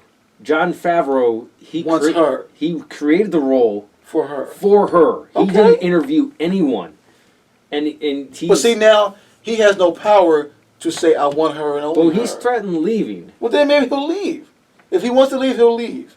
But at the end, he doesn't. He's doing such a great job. But at the end of the day, does he have the power to say I want her and only her? That's it. No.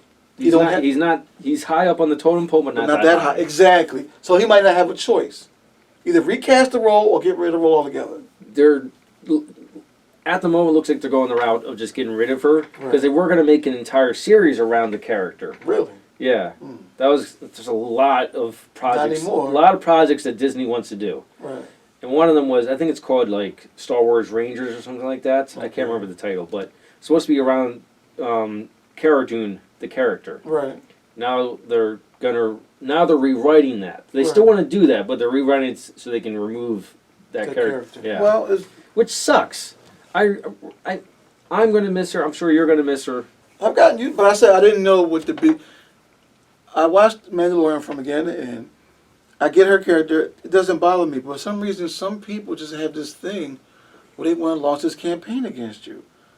Or she's a bad actress. I don't like her. I don't like the way she looks. She don't fit. Okay, that's not up to you. But people launch this media campaign, and then when she says something like that, it gives them the excuse they was looking for. It wasn't there before, but now it is, and now she's got to go. And those collective people are now going to be happy about it. You see what I'm saying? Yeah, when they put that disclaimer on everything, it's to separate them from you in case you fuck up. Which you will, if you do, they can always say, see, we told you. Yeah. You know what I mean? That's her opinion. That's his opinion, not mine. You know? It's just a way to separate themselves. I've seen it forever on TVs and cassettes and records and DVDs. They put this, Capitol Records used to put a big sticker, about that big around. Capitol Records stands by our artists. We will not censor them, blah, blah, blah, blah, blah. But that parental advisory sticker is still imprinted on the cover. So taking your chance. Do you want to buy this or don't you? It's your choice. Now, when you get it home and your mother hears it, that's something different. But you already bought it, so you're on your own. Right. I knew a friend of mine, a guy I used to work with. He bought the 2 Live Crews classic album, As Nasty as They Want to Be. It was the biggest album they had at that time. The biggest album they put out. If it was, there was 2 tapes, 2 records, 2 CDs, whatever it was, the big magnum opus album. It's called As Nasty as They Want to Be. And he said he bought it home and his mother heard him listen to it and she made him throw it away. Oh. So he said I had to go out and buy another one and just hide it. Yeah, he said I didn't blast it in the house so she could hear it, but she just happened to hear it and got upset about it. It was all in the news and everything about all of them. And he said the same thing. All those tapes and CDs and records had a disclaimer on it about this is their opinion, this is their thoughts, not artists. They're the artists. We're just the company that manages and controls reminded me. I'm sorry. Have you seen Straight Outta Compton? Yes. Great movie. You have to remember, Playboy. I'm a little bit older than you. I was there. Yeah. I witnessed all that. As you know, I mean, from you reminded me of one of the scenes. It's like the public's outraged and they're buying their merchandise and they're destroying it. Right. And the other, like most of the group is upset about it. But who was the leader? He's my Eazy-E? Yeah. Was he like the leader? The street member, but he more or less was. It was more his brainchild, more or less. But I mean, his attitude towards it was like, dude, it's cool. They paid for it. Right. Which they do. You can't just go in there and just get it. Yeah. So that's how stupid that is, because it happened before. This reverend named Calvin Butts did that on camera. He bought a whole bunch of tapes and ran them over with it. And people were like, you bought them. Yeah. Dumbass. Like, you paid for them. You still supported them. Right. So, God forbid, you see that on camera, on television, they're running over that album. Let me go get one of those. Yeah, let me go get one. I forget where I heard the phrase. There's no such thing as bad PR. I hate that phrase because there is such a thing as bad PR. It's got to be because bad PR will get you fired. I think good PR people can turn it around. Right. Because just like is it Eazy-E? Yeah. He took. It's like they bought it. They bought it. It's cool. So like I said, we're getting covered because they bought it. We're getting paid, and we're getting covered again because it's being covered on the news. Right. So people are gonna our fans will buy it because they see us on the news. Right. Some people we're taken care of. When it's a controversial thing or a collector's thing, whether it's a vinyl, CD, tape, comic book, some people go out and buy 2 or 3 copies at a time. Why not? You know what I mean? So it's not going to hurt me. You go to the store, buy my album, and run it the fuck over. You pay $80 for all these, knock yourself out. Because in 9 months from now, I'm going to get that back. Right. So knock yourself out. So you put all disclaimers and parental advisory stickers on everything all you want. You have the right to do that. But at the same time, I have the right to say what I want to say. But at the same time, again, freedom of speech, just watch what you say. I don't know if this is going to reach Disney, but Disney, from now on, just put disclaimers over everything. Like it's their opinion, not ours. But and unless they do something like really egregious, keep them.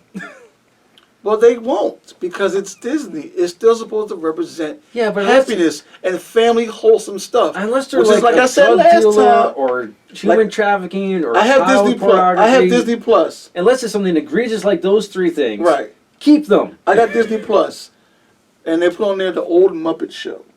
They came out disclaimers on that. In certain episodes, they got disclaimers on because the humor and stuff is different. I've only watched 1 or 2 episodes of the first season. It lasts from 77 to about 81. I remember looking at it as a kid. It didn't bother me. But I know what I look for. The Muppets, whatever the case may be. So, but nowadays, everyone is... Sometimes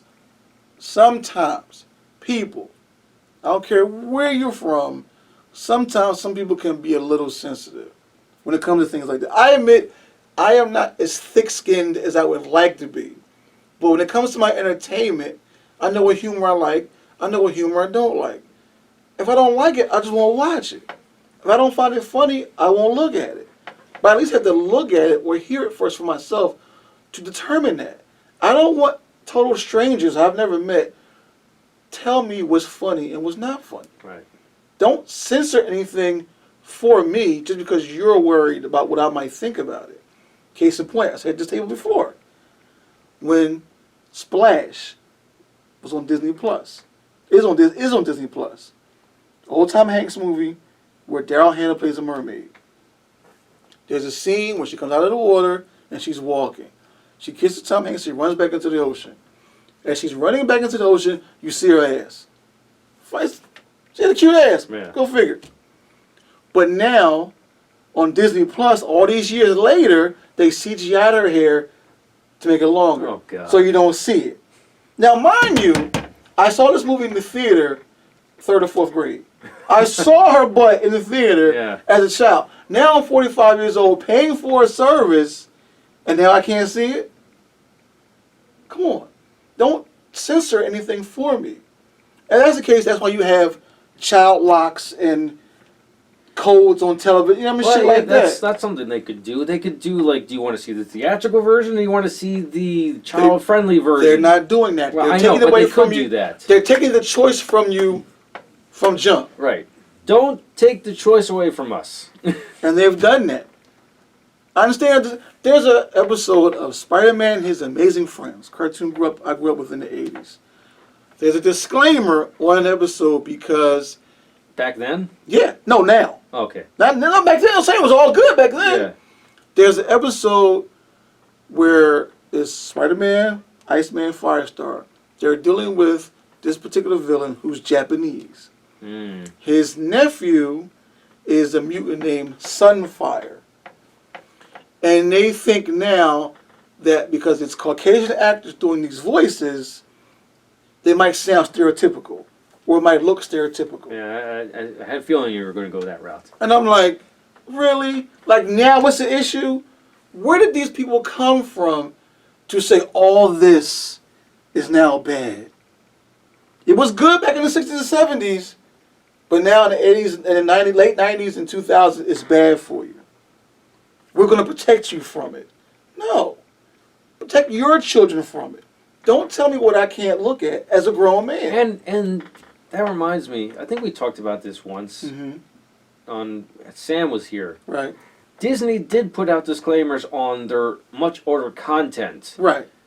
Specifically like Song of the South.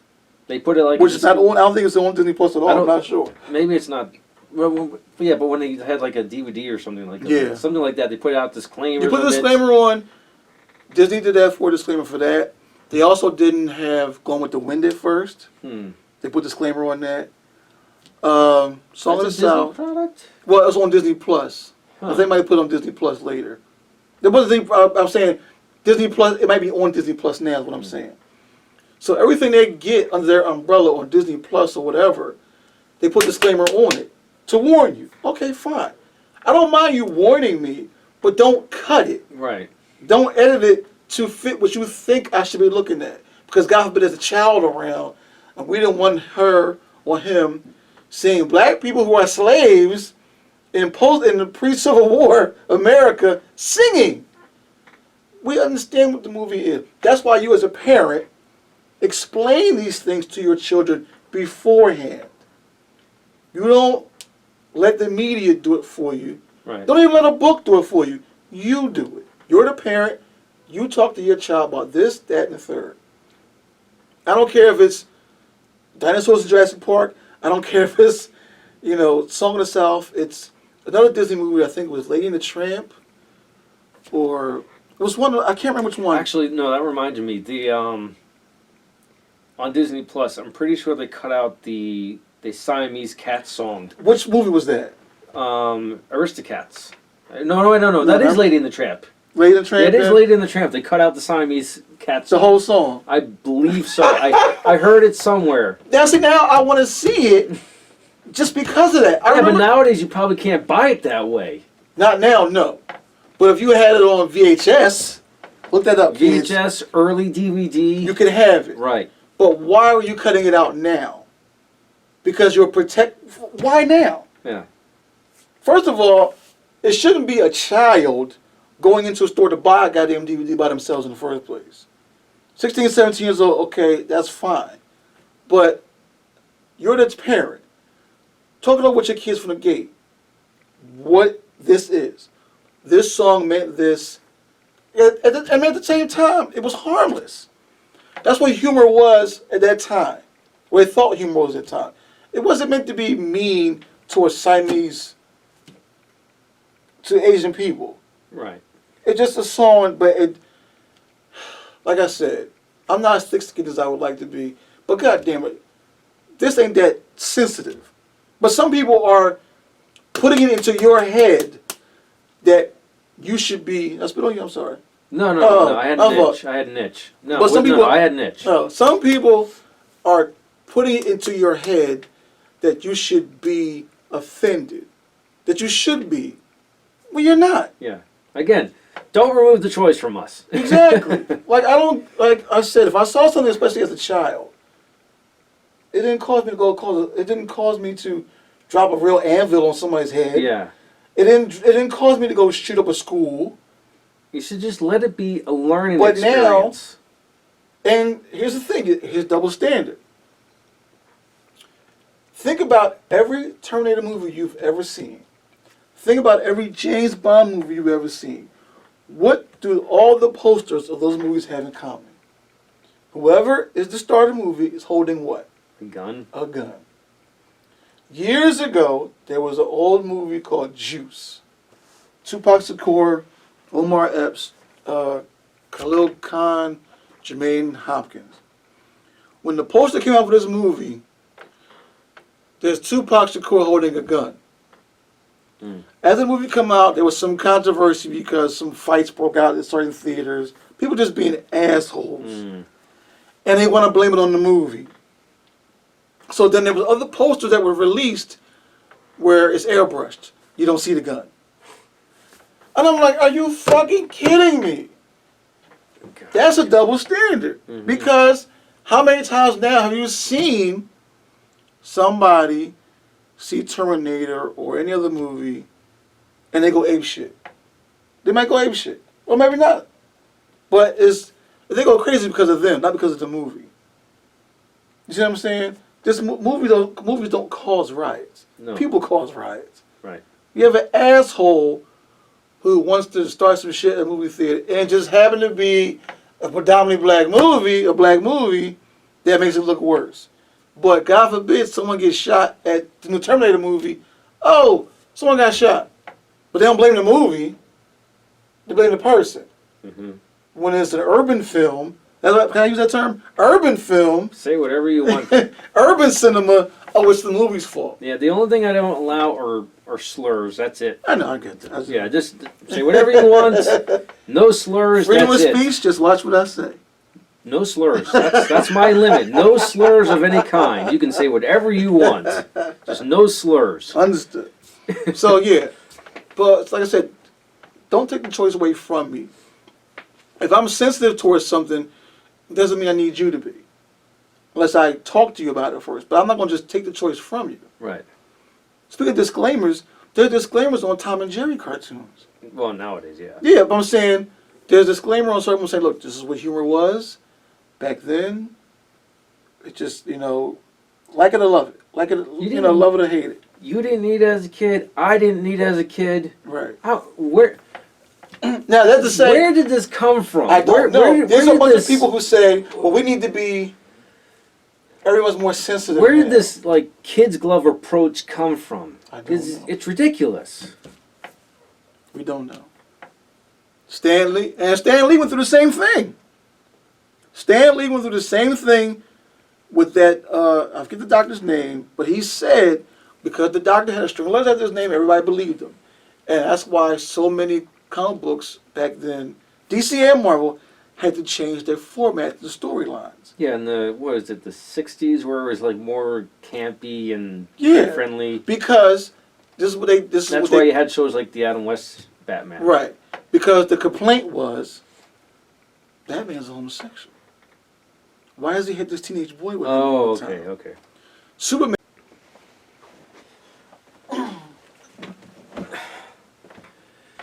All right, so you just saw that stop abruptly because something that's never happened to me before. The SD card ran out of storage space, so I had to load a new one. Go figure. All right, let's try to pick up where we left off. You were talking about like the '60s, making it more kid friendly. Right. There was this doctor. I don't remember. Might have came out. I don't remember what year this was, but I heard Stanley. Other people mention this story. There was this doctor who was a shrink who went to orphanages and boys' homes or whatever. They're called group homes now, but they were called orphanages back then, or home for wayward boys, whatever the heck it was. And he said, and this was his study, that all these boys had the same problem. They read comic books. And he wanted to become famous and have his work get some recognition, so he blamed on the comic books. And Stan Lee said because he had strong letters after his name, PhD, they believed him. Batman's a homosexual. Why does he have this young boy with him like this?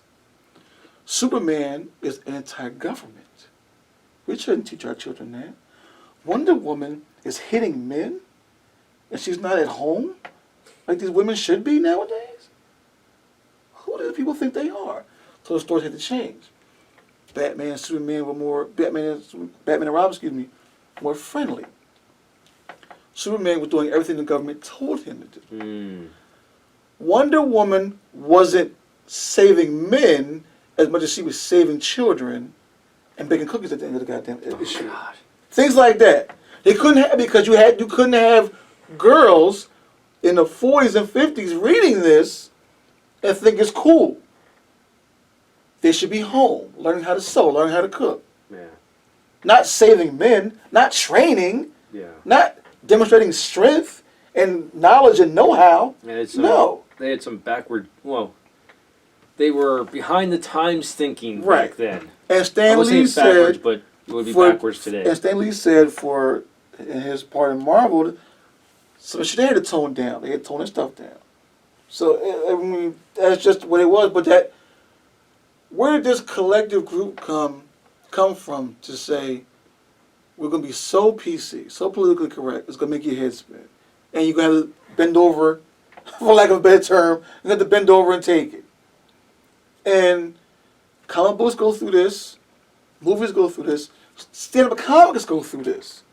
Yeah, it's actually, stand-up comedy, from my understanding, is actually starting to come back a little bit. Yeah. It's not as PC as it was like it shouldn't be, because a few years ago. I understand if I tell a joke that just isn't funny. But if I tell a joke and 90 people in the room laugh, but one person doesn't, a lot of comedians say that's the motherfucker that makes you mad. But at the same time, he just doesn't think it's funny. Yeah. Or maybe he just didn't get it or just doesn't care.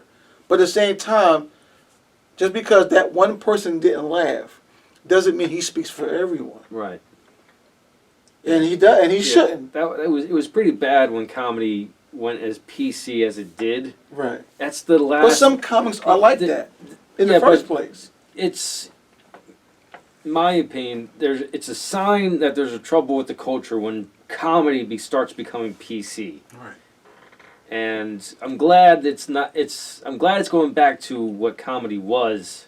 Well, here's your next assignment. I want you to go dig up the old Russell Simmons Def Comedy Jam from the early 90s. Watch those. You might get the jokes, you might not. But at least you understand what I'm talking about. Like I said, the jokes, it's 90s stuff. No, but I'm saying, watch it and remember, Bill Cosby tried to get it shut down. Well, we didn't talk about that on camera. I know, but I'm just saying, but think about that. He tried to get this thing shut down. And that's just comedy. Now, as far as our loving for comic books and the animated movies it comes from, a lot of those stories that are now being told couldn't be told 40 years ago. Yeah. The Killing Joke? Never. Well, that was told in the 80s. But I'm just saying, late 80s, though. And even that was... It couldn't have been told in the 60s, No. But hell no. Yeah. Joker in the 60s could not kill someone like that. Yeah. He does... if someone was die, it'll be off to the side. It's not blatant like it is now. There's no... It's implied back then. As more as now, it's gritty in your face. Right. It's a big difference in that. So, like he said, don't take the decision from us. You have the decision. What do you want to read? What do you want to watch? What do you want to listen to? You have that choice. So to have Disney or Marvel or anybody tell you this is bad for you, well, let me see it first. Yeah. No. Take my word for it. It's bad for you. Well, what is it? Don't worry about it. I'm telling you, it's bad for you. Well, what? Don't I have any say? No. Why? Because it's bad for you. You know what I'm saying? Like, I don't know. We like what we like. We like Marvel, DC, Star Wars, National Geographic. You know, mermaids on the beach, running back into the water, showing naked asses. You know what I'm saying? Like, whatever it is, people, like the man's like, it's all art. It's subject to interpretation. Love it or hate it. But if you hate it, don't make me hate it just because you hate it. You know? Just, I don't know. That's just my opinion. What do I know? I agree with that opinion. Next? I think we covered quite a bit. Mm-hmm. Do you still want to be found on social media, or? I'm on Facebook. I'm not doing anything more than that. Okay. Anything, you know, like Twitter and people. Look, I'm real basic. You know where to find me. Those who know me know where to find me. Yeah. Find Walt on Facebook at Walter Tisdale if you want to keep the conversation going with him. Please, I'm open to conversation on any of this stuff. I don't mind. I like talking about it because it's freeing, it's relaxing, it's to share the ideas with like-minded people is a good thing. But there has to be room to disagree. Right. And you have to do it respectfully. The conversation isn't nearly as interesting if you agree on everything. Right. Because then you're just going like, yes. Yeah. Yes. And you don't need that. You need to be able to agree to disagree. And I don't mean, if you disagree with something, doesn't mean you put on a fucking Viking helmet and go storm the building. But you can disagree respectfully. That's just me. Thank you for coming back on, Walt. Not a problem. See that, people? It works.